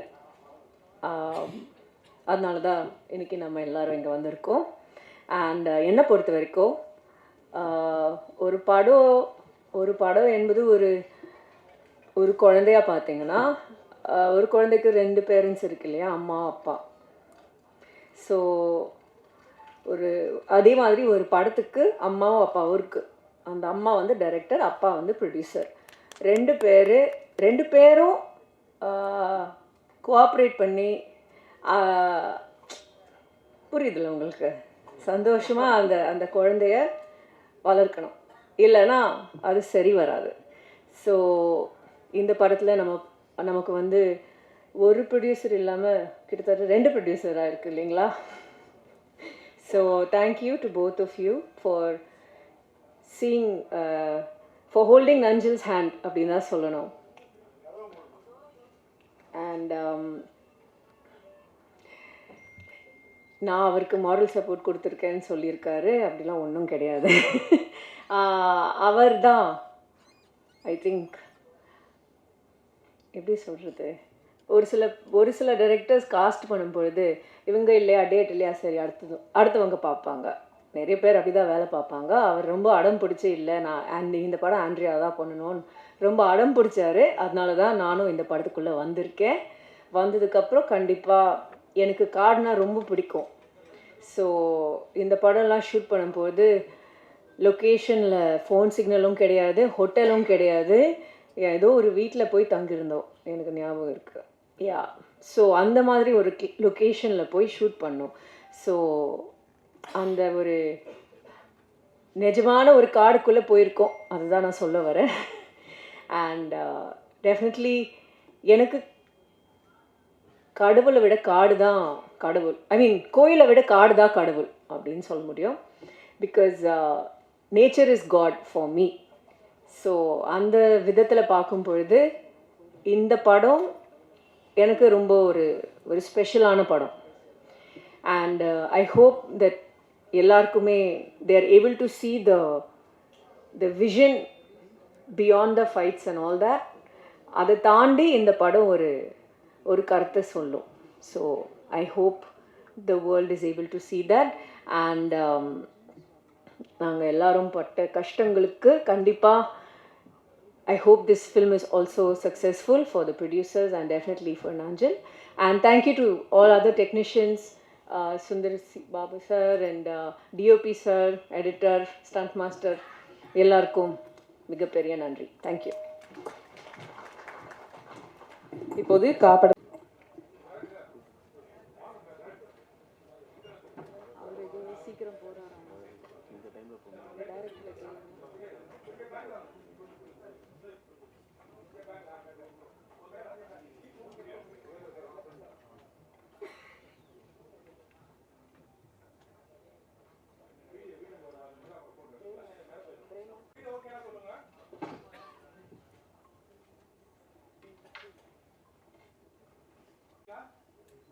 சலீம் கோஸ் வந்து is very close to me. அவரை முதல்ல தமிழ் சினிமாவுக்கு இன்ட்ரடியூஸ் பண்ணோன்னு ஒரு ஹிந்தி சீரியலில் ஒரு காலேஜ் கேரக்டர் பண்ணியிருந்தார். ரொம்ப வாய்ஸ் எனக்கு ரொம்ப பிடிச்சது. அவர் கல்கத்தா பேஸ்டு இருந்தார். கேரளாவுக்கும் தமிழ்நாடுக்கும் கல்கத்தாவுக்கும் கனெக்ஷன் அவர். ஸோ அவங்க சிஸ்டர் மூலமாக நான் ஐ brought him டு சின்ன கவுண்டர்ன்ற படத்தில் வில்லனாக நடிக்கணும். எதுக்கு சார், என்ன வில்லனா, ஐயோ நான் பண்ண முடியுமா அதெல்லாம் அப்படின்னாரு. உன்னால் முடியும் தம்பி அப்படின்ட்டு அவரை வந்து கன்வின்ஸ் பண்ணி அந்த கேரக்டர் சொன்னோடனே ரொம்ப பிடிச்சி போய் ஷூட்டிங்க்கு 1 மாதத்துக்கு முன்னாடியே நான் வந்துடுவேன். அவருடைய கண்டிஷன் நான் சொல்ல வரேன். ஒரு is a very great artist. சரி வாங்க அப்படின்னு ஷூட்டிங்க்கு 1 மாதத்துக்கு முன்னாடியே அந்த ஷூட்டிங் எந்தெந்த இடத்துலலாம் எடுக்க போகிறோமோ அந்த ஏரியாவிலேயே ஒரு வீடு எடுத்து தங்க வச்சிட்டேன். He wanted to learn all the nuances of the scoundrel community. Yes. நான் சொல்லிட்டேன், இங்கே கொங்கு தமிழில் தான் பேசணும். ஒரு ஆள் வந்து நம்ம அந்த லொக்கேஷன் மேனேஜர் அவன் வாய் திறந்தாலே கொங்கு தமிழில் பேசுவான், ராஜான்னு உங்களுக்கு தெரியும். அவனை கூட வச்சு அனுப்பி விட்டேன். ஸோ அவங்களுடைய கேரக்டர் என்ன, அங்கே போயிட்டு வேஷ்டியை கட்டிட்டு அவங்க மாதிரியே சட்டையை போட்டு 1 மாதம் அங்கேயே கிடந்தான். Such a dedicated artist. ரெண்டாவது, இந்த படத்துக்கும் எனக்கும் ஜான் மேக்ஸுக்கும் ஒரு சம்மந்தம் இருக்குது. நான் ஒரு தடவை இவர் நடிச்சிட்ருக்காருன்னே நம்ம படத்துலன்னு சொல்லியோ எனக்கு ரொம்ப க்ளோஸியாக அவன் நம்பரு எனக்கு பிடிச்சி உடனே ஃபோனில் போட்டு கொடுத்தாரு. அப்போ இந்த படம் ஷூட்டிங் முடிஞ்சிடுச்சுன்னு நினைக்கிறேன். ரொம்ப நேரம் பேசிகிட்டு இருந்தோம். அதுக்கப்புறம் தான் அந்த சோகமான நிகழ்வு. கிட்டத்தட்ட 1 வாரம் 10 நாள் இருக்கும். என்னால் நினச்சி கூட பார்க்க முடியல. அப்போல அழகாக அன்பாக பேசிகிட்டு இருந்தார் அவர், நம்மக்கிட்ட இல்லையேன்னு சொல்லி. ஸோ அவருடைய ஆன்மா எப்பவுமே வந்து இந்த படத்தோட சக்ஸஸ் கூட இருக்கும். ஏன்னா அவர் இல்லைன்னா கூட இந்த படத்தின் மூலமாக நான் இருக்கிறேன்றதை காட்டுவான். அந்த மாதிரி ஒரு வெறி பிடிச்ச நடிகன். ஸோ அவரெல்லாம் வந்து உண்மையிலுமே we have to remember this guy. Thanks. Thiru Bhagyaraj அவர்களை இப்போது பேச அழைக்கிறோம். டைரக்டர் நாஞ்சில் அவர்கள் கேப்டன் ஆஃப் தி ஷிப்னு சொல்லுவாங்க. அவருக்கும் படத்தினுடைய தயாரிப்பாளர்கள் ஜான் மேக்ஸ் அவர்கள் படத்தை ரிலீஸ் பண்ணது வந்து ஆண்டனி தாஸ் அவங்க ரிலீஸ் பண்ணியிருக்காங்க. சசிகலா ப்ரொடக்ஷன்ஸு. சசிகலா ப்ரொடக்ஷன்ஸு எல்லா படங்கள் எல்லா அவங்களுடைய சமாச்சாரம் ஆரம்பத்துலேருந்து ஒவ்வொன்றுக்கும் என்ன வந்து அழைப்பு கொடுத்துட்டே இருக்கிறாங்க. நானும் எல்லாத்துக்கும் வந்து மிஸ் பண்ணாமல் வந்துட்டுருக்கேன். அந்த அளவுக்கு ஒரு நட்பு இருக்குது. அதுக்கு காரணம் வந்து அவங்கக்கிட்ட மதன் இந்த மாதிரி ஸ்டாஃப்ஸ் இருக்காங்களே ரொம்ப முக்கியம். அவர் இருக்கார் வேலையும் இங்கே இருந்துக்கிட்டு அவங்க எல்லா வேலையும் எல்லோரும் ரொம்ப நல்லா பார்த்துக்கிட்டு இருக்காங்க. அதனால் அவங்கள குறிப்பாக பாராட்டணும். அப்புறம் படத்தினுடைய நாயகன் நாயகி எல்லாம் சேர்ந்து ஆண்ட்ரியான்னு நினைக்கிறேன். ஆண்ட்ரியாக்கும் அப்புறம் அவர் சலீம் கோஸ் அவர் இப்போ இல்லைன்னு சொல்லி சொன்னாங்க. அவருடைய சிறப்பை பற்றி உதயகுமார் சொல்லிட்டு இருந்தார். அதனால் அவருக்கு என்னுடைய வருத்தம் என்னென்னா நல்ல ஒரு கலைஞன் வந்து டக்குன்னு இப்படி போயிட்டார் அப்படிங்கிறது. அதுக்கப்புறம் இசை மியூசிக் சுந்தர் பாபா அவர்களுக்கு, இன்னும் இந்த படத்து சம்மந்தப்பட்ட எல்லாருக்குமே என்னுடைய வணக்கத்தையும் அட்வான்ஸாக வாழ்த்துக்களையும் தெரிவிச்சுக்கிறேன். முதல்ல வாழ்த்து சொல்ல வேண்டியது நான் உதயகுமார் பேர் சொல்லணும். ஏன்னா இப்போ தான் இயக்குனர் சங்கத்தில் முதல் முறையாக தலைவராக வந்திருக்காரு. அதனால் என்னுடைய வாழ்த்துக்களை தெரிவிச்சுக்கிறேன். வந்தோடனே அவர் ரொம்ப சந்தோஷப்பட்டது என்னென்னா, அவர் அங்கே வந்ததோட சந்தோஷம் இங்கே ஆண்ட்ரியா பக்கத்தில் எனக்கு உட்கார்றதுக்கு வாய்ப்பு கிடைச்சது. அதனால் அந்த ராசி தொடரட்டும். அடுத்தடுத்து எங்கே போனாலும் அவருக்கு அந்த மாதிரி ஹீரோயின்கள் எல்லாம் முக்கியமானவங்கெல்லாம் அவர் பக்கத்தில் உட்காரணும். அவருக்கு இது பண்ணிக்கிறேன். அதே மாதிரி டைரக்டர் பேசுனது எனக்கு ரொம்ப பிடிச்சது. நாஞ்சில் அவர்கள் அவர் பேசுனது 2 விஷயம். ஒன்று வந்து அந்த சலீம் கோஸை பற்றி சொன்னார். நம்ம எப்பவுமே வேறு மாதிரி இமேஜின் பண்ணோம் இல்லையா. அவர் ஷார்ட் முடிஞ்சோடனே உடனே வந்து கட்டி பிடிச்சி ஒரு முத்தம் கொடுத்தா தான் ரொம்ப பிடிக்கும் அப்படின்னு சொல்லி சொன்னார். நான் ஆண்ட்ரியாவை நினச்சி பார்த்துக்கிட்டேன். ஆண்ட்ரியா அப்படி சொல்லியிருந்தா எப்படி இருந்திருக்கும். இல்லை சொல்லும்போது நம்ம நினச்சி பார்ப்போம் இல்லையா, அந்த மாதிரி நினச்சிக்கிட்டேன்.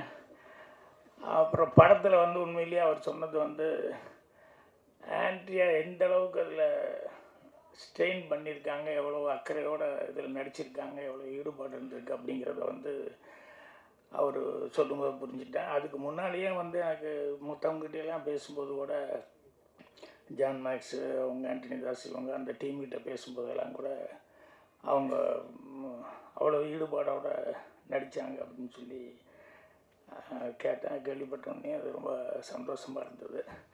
பொதுவாகவே எல்லா படத்துலையும் ஈடுபாடோடு எல்லாருமே நடிக்கிறவங்க தான். இருந்தாலும் சிலது பர்சனலாக சில கேரக்டர்ஸ் அப்படிங்கிறது ரொம்ப லைக் பண்ணிட்டாங்க அப்படின்னு சொன்னோம்னா அது வந்து ரொம்ப இன்வால்மெண்ட்டோடு நடிப்பாங்க. அடுத்து டைரக்டர் சொன்னதில் நிறையா சினிமாவை பற்றி புதுசாக இருந்தது எனக்கு. அவர் சொன்னதில் நிறைய விஷயங்கள் என்னென்னா, சினிமாங்கிறது ஒவ்வொருத்தரும் ஒவ்வொரு மாதிரி சொல்லியிருக்காரு. அவர் கொஞ்சம் யாரோ ரெஃபரன்ஸ் எல்லாம் கொடுத்துட்டு இது அனுபவம் அப்படின்னு சொன்னார். பொதுவாக படம் ட்ரெய்லர் அதெல்லாம் பார்த்தா தான் படத்தை உடனே பார்க்கணும் அப்படின்னு சொல்லி தோணுது. இதில் ஆக்ஷன் அப்படின்னு சொல்லி நடித்ததெல்லாம் பார்த்துட்டு அது கண்டிப்பாக பார்க்கணுன்னு. அதை விட அவர் டைரக்டர் பேசினதை வச்சு இவ்வளோ ஏதோ சொல்கிறாரு, ஒரு வித்தியாசமாக இருக்க, அதனால் அவசியம் படம் என்ன இருக்குன்னு பார்க்கணும் அப்படிங்கிற மாதிரி ஒரு ஆர்வத்தை கொடுத்தது. வந்ததுமே யார்கிட்ட என்ன இதுன்னெல்லாம் கேட்டுக்கிட்டு இருந்தேன். அவருடைய எக்ஸ்ப்ளனேஷனுங்கிறது கொஞ்சம் வித்தியாசமான முறையில் இருந்தது. இந்த படங்கள், இந்த மாதிரி படங்கள், காமார படங்கள் எல்லாம் வந்து அந்த காலத்தில் நான் ரொம்ப விஜயில் நடித்து revolver, Rita, Kanchana, confide Kanchana, அந்த மாதிரி டப்பிங் படங்கள் தெலுங்கில் எடுத்து அது பூரா வந்து வரும். அதெல்லாம் மிஸ் பண்ணாமல் நான் பார்த்துருவேன். எப்பவுமே இந்த டப்பிங் படங்கள் தெலுங்குலேருந்து வர்றது ஃபைட் படம் தான் எனக்கு ரொம்ப பிடிக்கும். அதனால் மிஸ் பண்ணாமல் காந்தாராவ படங்கள் இதெல்லாம் நான் பார்த்துக்கிட்டே இருப்பேன். அந்த மாதிரி அவங்க விஜய் லலிதா நடித்தாங்க. அதுக்கப்புறமா விஜய் லலிதாவுக்கு அப்புறம் வந்து அப்புறம் ஆக்ஷன் படங்கள் விஜய் சாந்தி கொஞ்சம் வேறு மாதிரி சோசியல் டைப்பில் வந்து விஜய் சாந்தி வந்து நடித்தாங்க. ஸோ விஜய் லலிதா வந்து பூரா கவ்பாய் படங்கள் அந்த ஜாதியில் இருக்கும்.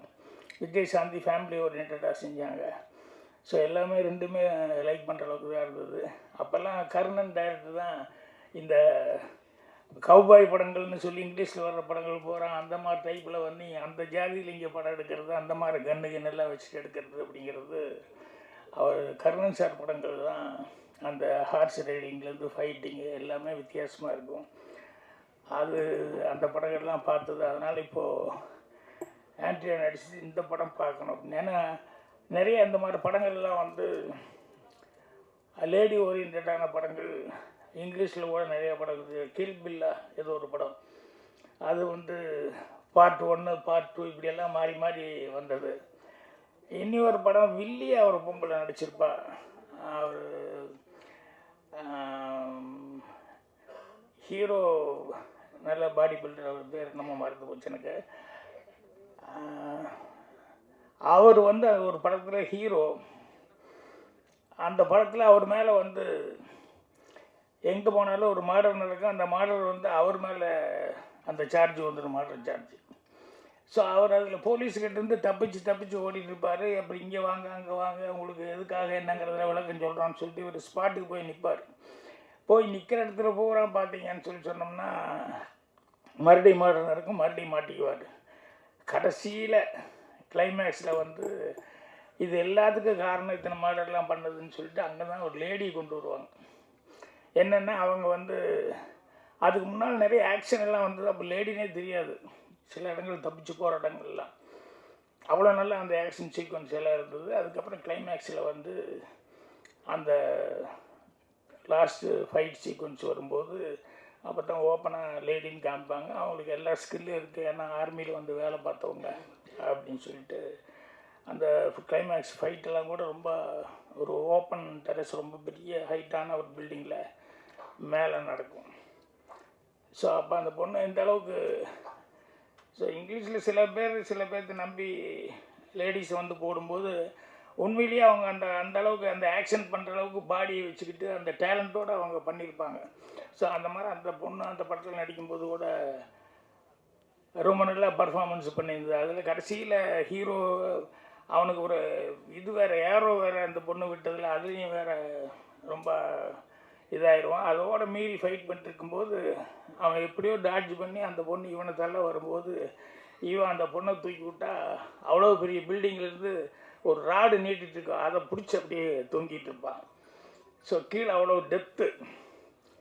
இப்போ அவன் தொங்கிட்டு இருக்கும்போது இவன் கஷ்டப்பட்டு எந்திரிச்சு மெல்ல பக்கத்து வந்து பார்ப்பான். அவளுக்கு தெரியும் இனிமேல் இதுக்கு மேலே வந்து நம்ம தப்பிக்கிறதுக்கு சான்ஸே இல்லை. ஏன்னா ஒரு 15-20 மாடிக்கு மேலே இருக்கும். இவ்வளோ டெப்த்தில் நம்ம உழுக போகிறோம், சாக போகிறோம் அப்படின்னு சொல்லும்போது அப்போ வந்து மெல்ல வந்து சொல்லுவாள், இந்த மாதிரி இனி நம்ம தப்பிக்க முடியாதுன்னு நம்ம சொல்லும்போது ப்ளீஸ் ஹெல்ப் மீ அப்படிங்கிற மாதிரி சொல்லுவாள். அப்போ அந்த ஹீரோ வந்து சொல்லுவான் என்னென்னா, இத்தனை பேர்த்து நீ கொலை பண்ண லைனா, அதுவும் உயிர் தானே, அப்போல்லாம் உனக்கு ஃபீலிங்கே எதுவுமே கிடையாதா? இத்தனை பேர்த்து கொண்டுட்டு இப்போ உன் உயிருங்கும் போது மட்டும் ஹெல்ப் மீன்னு சொல்லி கேட்குறியா அப்படிம்பா. அப்புறம் அவளுக்கு தெரியும் இனிமேல் இவன் ஹெல்ப் பண்ண போகிறதில்ல, அதனால தான் அட்வைஸ் பண்ணுறான் அப்படின்னு சொல்லிட்டு கோவத்தில் வந்து கோ டு ஹெல் அப்படின்னு கத்துவா. உடனே எஸ் லேடிஸ் ஃபஸ்ட் அப்படின்னு சொல்லி காலில் அந்த அவள் கையை தட்டி விடுவான்.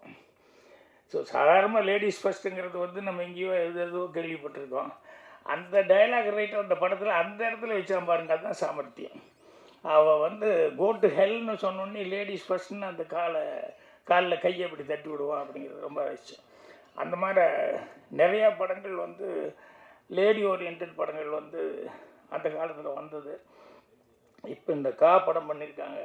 ஸோ ஆண்டி அவங்க டைரக்டரும் வித்தியாசமாக இதை பற்றி சொன்னார். நான் வரும்போது மனைவி வந்து அவர் ரொம்ப அப்ரிஷியேட் பண்ணி சொன்னார். என்ன ஒரு பாட்டு பார்த்தார் பொழுது, நான் வேறு ட்ரெய்லர்லாம் பார்த்தேன், இந்த அனிமல்ஸ் எல்லாம் வச்சு ஒரு பாட்டு இங்கே ப்ரொஜெக்ஷன் பார்த்தார் பொழுது. அதை பற்றி சார் அவ்வளோ நல்லா இருந்தது, நான் இது வரைக்கும் நான் பார்த்தேன், இவ்வளோ நல்லா நான் பார்க்கல அந்த அனிமல்ஸை வச்சு அப்படிங்கிற மாதிரி. நான் எங்கே மிஸ் பண்ணிட்டேன், நான் ட்ரெய்லர் பார்த்தேன், மற்றதெல்லாம் பார்த்தேன், அது எங்கேயும் மிஸ் பண்ணிட்டேன் அப்படின்னு சொல்லிட்டு ஃபீலிங்காக இருந்தது. அந்த அளவுக்கு இந்த காட்டுக்குள்ளே அப்படின்னு சொல்லும்போது அந்த நேச்சராக இருக்கக்கூடிய விஷயங்கள் நிறைய நல்லா இருக்கும். அதனால் ஆக்ஷன் அது பிரியர்களுக்கு படமாக பிடிக்கும். லேடி ஓரியன்ட் அப்படிங்கிறதுனால கண்டிப்பாக எல்லாருக்கிட்டையுமே ஒரு எதிர்பார்ப்பு இருக்குது. அந்த எதிர்பார்ப்பு அளவுக்கு படம் சக்ஸஸ்ஃபுல் ஆகும் அப்படின்னு சொல்லிட்டு இப்போ அட்வான்ஸாக வாழ்த்துக்கள் தெரிவிச்சுக்கிறேன். ஒரே ஒரு விஷயம், எப்படி இருந்தாலும் கான்ட்ரவர்சி வரும்னு தெரியும், வேறு வழி இல்லை. என்னென்னா இந்த மஞ்சுமேல் பாய்ஸ்ன்னு சொல்லி ஒரு படம் அவ்வளோ பிரமாதமாக அவன் ஊரில் எடுத்த ஊரில் கேரளாவில் ஓடுறதை விட இங்கே தான் பெரிய சக்ஸஸாக, இங்கே தான் பயங்கர வசூலாக வந்து ஓடிச்சு. இந்த மாதிரி நிறைய படங்கள் வந்து அந்த காலத்தில் வேறு லாங்குவேஜில் எடுப்பாங்க. சங்கராபரணம் வந்து அந்த அளவுக்கு அப்படியே தெலுங்கு கொண்டு வந்து ரிலீஸ் பண்ணாங்க, அது அந்த அளவுக்கு ஓடிச்சு. செம்மீன் அந்த காலத்தில் எடுத்த படங்கள் ஓடிச்சு. இப்படி வந்து நிறைய படங்கள் அடுத்த ஊரில் எடுக்கிறது வந்து லைக் பண்ணுறாங்க ஜனங்க. அதனால் வந்து அதில் ஏதோ ஒரு விஷயம் இருக்கிறதுனால தான் அந்த அளவுக்கு போயிருக்கு. ஆனால் நம்ம ஊர் ரைட்டர் ஒருத்தர் வந்து ரொம்ப கீழே இறங்கி அதை விமர்சனம் பண்ணுறதுங்கிறது மனசுக்கு ரொம்ப கஷ்டமாக இருந்தது. ஏன்னா அவர் நல்ல ரைட்டு, பெரிய ரைட்டு, பேர் வாங்கினவர். அது ஏன் வந்து மனசுக்கு வருத்தமாக இருக்குது அப்படின்னு சொன்னோம்னா, அது படத்தை மட்டும் விமர்சனம் பண்ணி ஒரு வார்த்தையை விட்டுருந்தா பரவாயில்ல, வேறு மாதிரி வார்த்தைகள் விட்டார். அதாவது படத்தை பற்றி விமர்சனமோ இல்லை படத்தை டைரக்டர் அதை பற்றி விமர்சனம் விட்டு பொதுவாக கேரளாக்காரங்க அதில் நடித்த நடிகர்கள் கேரளாக்காரங்க அப்படின்னு சொல்லி இந்த மாதிரி ஒரு வார்த்தை விட்டது அப்படிங்கிறது அது தமிழனுடைய நாகரிகமாக இல்லை, நம்ம பண்பாடும் கிடையாது. ஏன்னா நம்ம எல்லாத்தையும் பாராட்டி தான் சொல்லிக்கிறோம் ஒழிய யாரையும் வந்து அவ்வளோ இறங்கி விமர்சனம் பண்ணல. ஸோ ரைட்டர் வந்து அப்படி விமர்சனம் பண்ணார் அப்படிங்கும்போது ரொம்ப கஷ்டமாக இருந்தது. என்னென்னா சினிமாவில் வந்து என்ன வேணாலும் நீங்கள் விமர்சனம் பண்ணலாம், அந்த படத்துலேயே வந்து ஏதாவது எனக்கு அது பிடிக்கல, நீ தமிழ்னு இப்படி காமிச்சிருக்க அப்படிங்கிறது இந்த மாதிரி வர்றதுங்கிறது தப்பு இல்லை. படத்தில் அது சரியில்லை இது சரியில்லைன்ட்டு பர்சனலாக வந்து அந்த ஊருக்காரங்களை அப்படின்னு சொல்லி அப்படி பேசுனது அப்படிங்கிறது தான் ரொம்ப ஒரு கஷ்டமான ஒரு சமாச்சாரம். நான் அந்த நேரத்தில் சொல்லலான்னு அப்புறம் வெளியூர் அங்கேயும் சுற்றினது. அப்புறம் ரெண்டாவது சூட்டோட சூடாக பேசி எரிய நெருப்பில் மறுபடி கொஞ்சம் எண்ணெய் ஊற்றுற மாதிரி வர வேண்டாம், கொஞ்சம் சூடெல்லாம் அடங்கட்டும் அப்படின்னு சொல்லிட்டு தான் விட்டேன். இது கூட இப்போ நான் பதிவு பண்ணுறது எனக்காக மட்டுமல்ல, இன்னும் தமிழ்நாட்டில் யாருமே அதை பற்றி ஒன்றும் கண்டுக்கவே இல்லையா அப்படின்னு சொல்லிட்டு அந்த கேரளா பீப்புள் அவங்க நினைக்கக்கூடாது. அதுக்காக நான் வந்து பதிவு பண்ணுறேன். தமிழ்நாட்டில் அப்படி கிடையாது. தமிழ்நாட்டிலையும் அது மாதிரிலாம் வந்து வர்றதை வந்து கண்டிக்கிறதுக்கு ஆட்கள் இருக்கிறாங்க அப்படின்னு சொல்லிட்டு. ஏன்னா இப்போ நம்மளே படம் எடுக்கும்போது, இப்போ அந்த நாட்டில் எடுக்கும்போது, பாலக்காட்டு மாதவன் எடுக்கும்போது அதை அவ்வளோ பேர் அப்ரிஷியேட் பண்ணுற மாதிரி எடுத்தேன், அது பாராட்டினாங்க. அதே நேரத்தில் வந்து சின்ன வீடு படத்தில் வந்து ஒரு கேரளாக்கார பொண்ணை பின்னால் போய் டாவடிச்சுட்டு இருப்பேன், ஓமலால் கண்டு யான் பொங்கினாயில் அப்படின்னு சொல்லிட்டு பின்னால் போய் டாவடிச்சுட்டு இருப்பேன், அதெல்லாம் பண்ணுவேன் அப்படிங்கிற மாதிரிலாம் பண்ணுவேன். ஸோ அதுக்கு விமர்சனங்கள் வர்றது உண்டு. மௌன கீதங்களில் வந்து ஒரு லாட்ஜில் போய் நான் தங்க போகும்போது, இங்கே எல்லா ஸ்டேட்டும் உண்டு சார் அப்படின்னு சொல்லிட்டு தமிழ், தெலுங்கு, கன்னடா, மலையாளம் அப்படி இப்படின்னு சொல்லிட்டு அது ஒரு தப்பான இடத்துல போய் ஒரு தங்குறாரு அப்படிங்கிற மாதிரி சொல்லி இதுக்கு வந்து வேறு இடத்துல வரல. நான் கர்நாடகாவில் வந்துச்சு, எப்படி எங்கள் ஊரை சொல்லலாம் அப்படின்ட்டு அந்த ஊரில் மட்டும் இல்லாத மாதிரி அந்த நேரத்தில் வந்து பெரிய பிரச்சனை வந்தது. இப்படி ஒவ்வொரு ஊர்லேயும் ஒவ்வொரு அப்ஜெக்ஷன்கள் ஏதாவதெல்லாம் பிரச்சனையெல்லாம் வர்றது உண்டு. இது வந்து இவர் வந்து சொன்னதுங்கிறது வந்து அந்த பர்சனலாக அவங்கள அட்டாக் பண்ணாமல் இருந்தால் நல்லா இருந்திருக்கு. அதை அட்டாக் பண்ணதுனால நிச்சயமாக அதெல்லாம் அவங்க மைண்டில் ஏறும். ஏன்னா நிறைய பேர் டெக்னீஷியன்ஸ் இருக்கான், ஆர்டிஸ்ட் இருக்கான், எல்லாத்துக்குமே அது மைண்டில் இருக்குது. ஏன்னா நமக்கு இன்றைக்கி தமிழ்நாட்டில் இருக்கிறவங்க வந்து எல்லா இடத்துலையும் தெலுங்கில் நம்ம டெக்னீஷியனுக்கு இருக்கிற மரியாதை அதுக்கு தெரியும். அதே மாதிரி பாம்பேயில் இருக்கிறவங்க வந்து நம்ம தமிழ் ஆளுங்க அப்படின்னா டெக்னீஷியன்ஸ்னு எவ்வளோ மரியாதை கொடுக்குறாங்க அப்படிங்கிறது தெரியும். அந்த மாதிரி எல்லாரையும் வந்து நம்ம இங்கே இருக்கிற போல ஆளுகளையும் மரியாதை கொடுக்குறாங்க. இப்போ உதயகுமார் மற்றவங்கலாம் பேசுகிற மாதிரி சலீம் கோஸ்னா அவர் யார் என்ன வந்தாலும் டேலண்ட் இருந்ததுன்னா சொல்லி மரியாதை கொடுக்குறாங்க. அந்த மாதிரி வந்து மரியாதை கொடுக்குறாங்க. அதே மாதிரி கேரளா பீப்புளில் வந்து அவங்க ஊரில் பெரிய டைரக்டராக இருந்தால் கூட தமிழில் ஒரு படம் பண்ணுறது மிகப்பெரிய கௌரவமாக நினச்சி ஒவ்வொரு டைரக்டரும் ட்ரை பண்ணுறாங்க இங்கே. ஸோ நம்ம ஆளுகளும் அவங்களுக்கு வாய்ப்பு கொடுத்துருக்காங்க. தமிழ்லேயே அதே மாதிரி நிறைய படம் பெரிய ஹீரோஸ் விஜய் முதற்கொண்டு எல்லா பெரிய ஹீரோஸ் எல்லாம் வச்சு சக்ஸஸ் பண்ணிகிட்ருக்காங்க. ஸோ அதனால் எல்லா டெக்னீஷியனுங்களும் வந்து நல்ல டெக்னீஷியன் எங்கே இருந்தாலும் எல்லாருமே எல்லாம் அப்ரிஷியேட் பண்ணி பண்ணுவாங்க. அதனால் இந்த விமர்சனம்ங்கிறது வந்து எனக்கு ஒரு வருத்தமாக இருந்தது. அதனால் வந்து தமிழ்நாடு சார்பில் யாரும் பேசலையே பிடிக்கலையேன்னு சொல்லிட்டு அவங்க நினைக்கக்கூடாது அப்படிங்கிறதுக்காக தான் இந்த பதிவு பண்ணேன். நாளையிலேருந்து கொஞ்சம் நிறையா இதை பற்றி கூறணும்னு நினைக்கிறேன். கொஞ்ச நாளாக பத்திரிக்கை மேட்ரு இல்லாமல் இருந்தது, அதாவது என்னை பற்றி இல்லாமல் இருந்து இப்போ இந்த மேட்ரு வந்துருச்சு. அதனால் எழுத்தாளர் சங்க தலைவர்னு சொன்னோம்னா அதுக்கு 4 பேர் என் ஊர்லேயே சண்டைக்கு வந்துடுவான். நீங்கள் தனிப்பட்ட முறையில் சொல்ல வேண்டியதானே, நீங்கள் எப்படி எங்களையெல்லாம் சேர்த்துக்கிட்டீங்க அப்படின்னு கேட்டால். அதனால் தலைவராக நான் சொல்ல விரும்பல. பாக்யராஜா பர்சனலில் சொன்னேன், எது வந்தாலும் நம்ம வாங்கி கட்டிக்கலாம் அப்படிங்கிறது கேட்டால் வேறு ஒன்றும் இல்லை. ஏன்னா இதில் போய் எழுத்தாளர் சங்கத்தையெல்லாம் நான் சேர்த்துனேன்னா அவங்களுக்கெல்லாம் கொஞ்சம் யாருக்காவது சில பேர் உங்களுக்கு கரெக்டு தான் அப்படி. ஏன்னா ஒவ்வொரு இடத்துலையும் ஒவ்வொரு மாதிரி இருக்கிறாங்க ஆட்கள். அதில் தமிழில் பேசணுன்னு வந்து இப்படி தரக்குறைவாக பேசிட்டாங்க, தமிழ் ஆளுகளை வந்து தப்பாக காமிச்சிட்டாங்க, அப்படி சில பேர்த்துக்கு கொஞ்சம் கோவம் இருக்கத்தான் செய்யும். அவங்களுக்கு சொல்லுன்னு வந்து அது இல்லை அது கரெக்டு தான் அப்படின்னு கூட நினைப்பாங்க. அதனால் என்ன படத்தை பற்றி விமர்சனம் பண்ணலாம், எது பண்ணாலும் தப்பு இல்லை. அந்த படத்துலேயே இந்த மாதிரி விமர்சனம் பண்ணுறதுக்கும் இடங்கள் இருந்தது.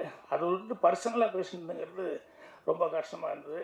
அதனால் நானும் ஒரு ரைட்டுங்கிற முறையில், ஏன்னா எல்லா ஊர்லேயும் எல்லோரும் எல்லா படமும் பார்த்துட்ருக்காங்க, எல்லா டெக்னீஷியனுக்கும் எல்லா ஊர்லேயும் மரியாதை இருக்குது. அப்படிங்கிறதுனால இவ்வளோ பெரிய ரைட்டு இவ்வளோ பேர் எடுத்தவர் இப்படி பேசுனதுங்கிறது வருத்தமாக இருக்குது. அதைத்தான் பதிவு பண்ண விரும்பினேன். மற்றபடி படத்தினுடைய வெற்றிக்கு என்னுடைய வாழ்த்துக்கள். தயாரிப்பாளர், டைரக்டர், இன்னும் ஆண்டி, அந்த மாதிரி ஆர்டிஸ்ட், டெக்னீஷியன்ஸ், சுந்தர்பாபு முதல் கொண்டு எல்லாருமே இதில் ஒர்க் பண்ணுவாங்க. எல்லாத்துக்குமே நல்ல பேர் கிடைக்கணும், இந்த படம் சக்ஸஸ்ஃபுல்லாக இதே மாதிரி ஃபங்க்ஷன் பண்ணணும்னு சொல்லி என்னுடைய வாழ்த்துக்கள் தெரிவிச்சுக்கிறேன். நன்றி, வணக்கம். நன்றி சார். அடுத்து நாம் பேச அழைக்கிறோம் கா படத்தின் டான்ஸ் மாஸ்டர் லோகோ அவர்களை சில வார்த்தைகள் பேச அழைக்கிறோம். எஸ்பிபியில் எல்லாத்துக்கும் வணக்கம். எனக்கு இது வந்து மொதல் படம். நாஞ்சில் சார் ரொம்ப நன்றி சார். என்னை வந்து இந்த படத்துக்கு நீங்கள் சூஸ் பண்ணி எனக்கு ஒரு மேடையில் இப்போ இந்த இதெல்லாம் எனக்கு ஃபஸ்ட்டு மேடை. இந்த படத்தில் வந்து பார்த்திங்கன்னா கதையோடு வந்து ஒரு சாங் இருக்குது. அதில் வந்து சார் வந்து என்ன நினச்சாரோ அதை நான் பண்ணேன். எனக்கு ரொம்ப ஹாப்பி, சந்தோஷமாக இருக்குது. திரைப்பட இதில் வந்து தலைவராக அவர் வந்திருக்காரு. அந்த டைமில் எனக்கு இப்போ இந்த ஒரு படமாக வந்து எனக்கு இது கிடச்சது ரொம்ப நன்றியாக ஃபீல் பண்ணுறேன். இந்த டீமுக்கு வாழ்த்துக்கள். எல்லாத்துக்கும் வணக்கம். கா பாடலில் அறிமுகமான ஜெசிகா அவர்களை சில வார்த்தைகள் பேச அழைக்கிறோம். இந்த வருகை இருக்கும் அனைவருக்கும் வணக்கம். ஊடகத்துறை, இணையதள நண்பர்கள், யூடியூபர்ஸ் எல்லாரும் காப்படத்தை ப்ரொமோட் பண்ணுறதுக்கு உதவி பண்ணணும். மேடையில் அமர்ந்திருக்கும் ஜான் மேக்ஸ் அவர்கள் மற்றும் சசிகலா ப்ரொடக்ஷன் ஆண்டனிதாஸ் சார் அவர்களுக்கும், இயக்குனர் நாஞ்சில் சார், காப்படத்தின் டெக்னீஷியன் டீம் பணிபுரிந்த அனைவருக்கும் என்னுடைய வணக்கத்தை தெரிவித்துக் கொள்கிறேன். நாஞ்சில் சார் என்னை முதல்ல இந்த படத்தில் அறிமுகப்படுத்தியிருக்காங்க. அவங்களுக்கு நன்றியை தெரிவிச்சிருக்கேன். மேலும் காப்படம் மேலும் வளர நீங்கள் எல்லோரும் உதவி பண்ணணும். நன்றி.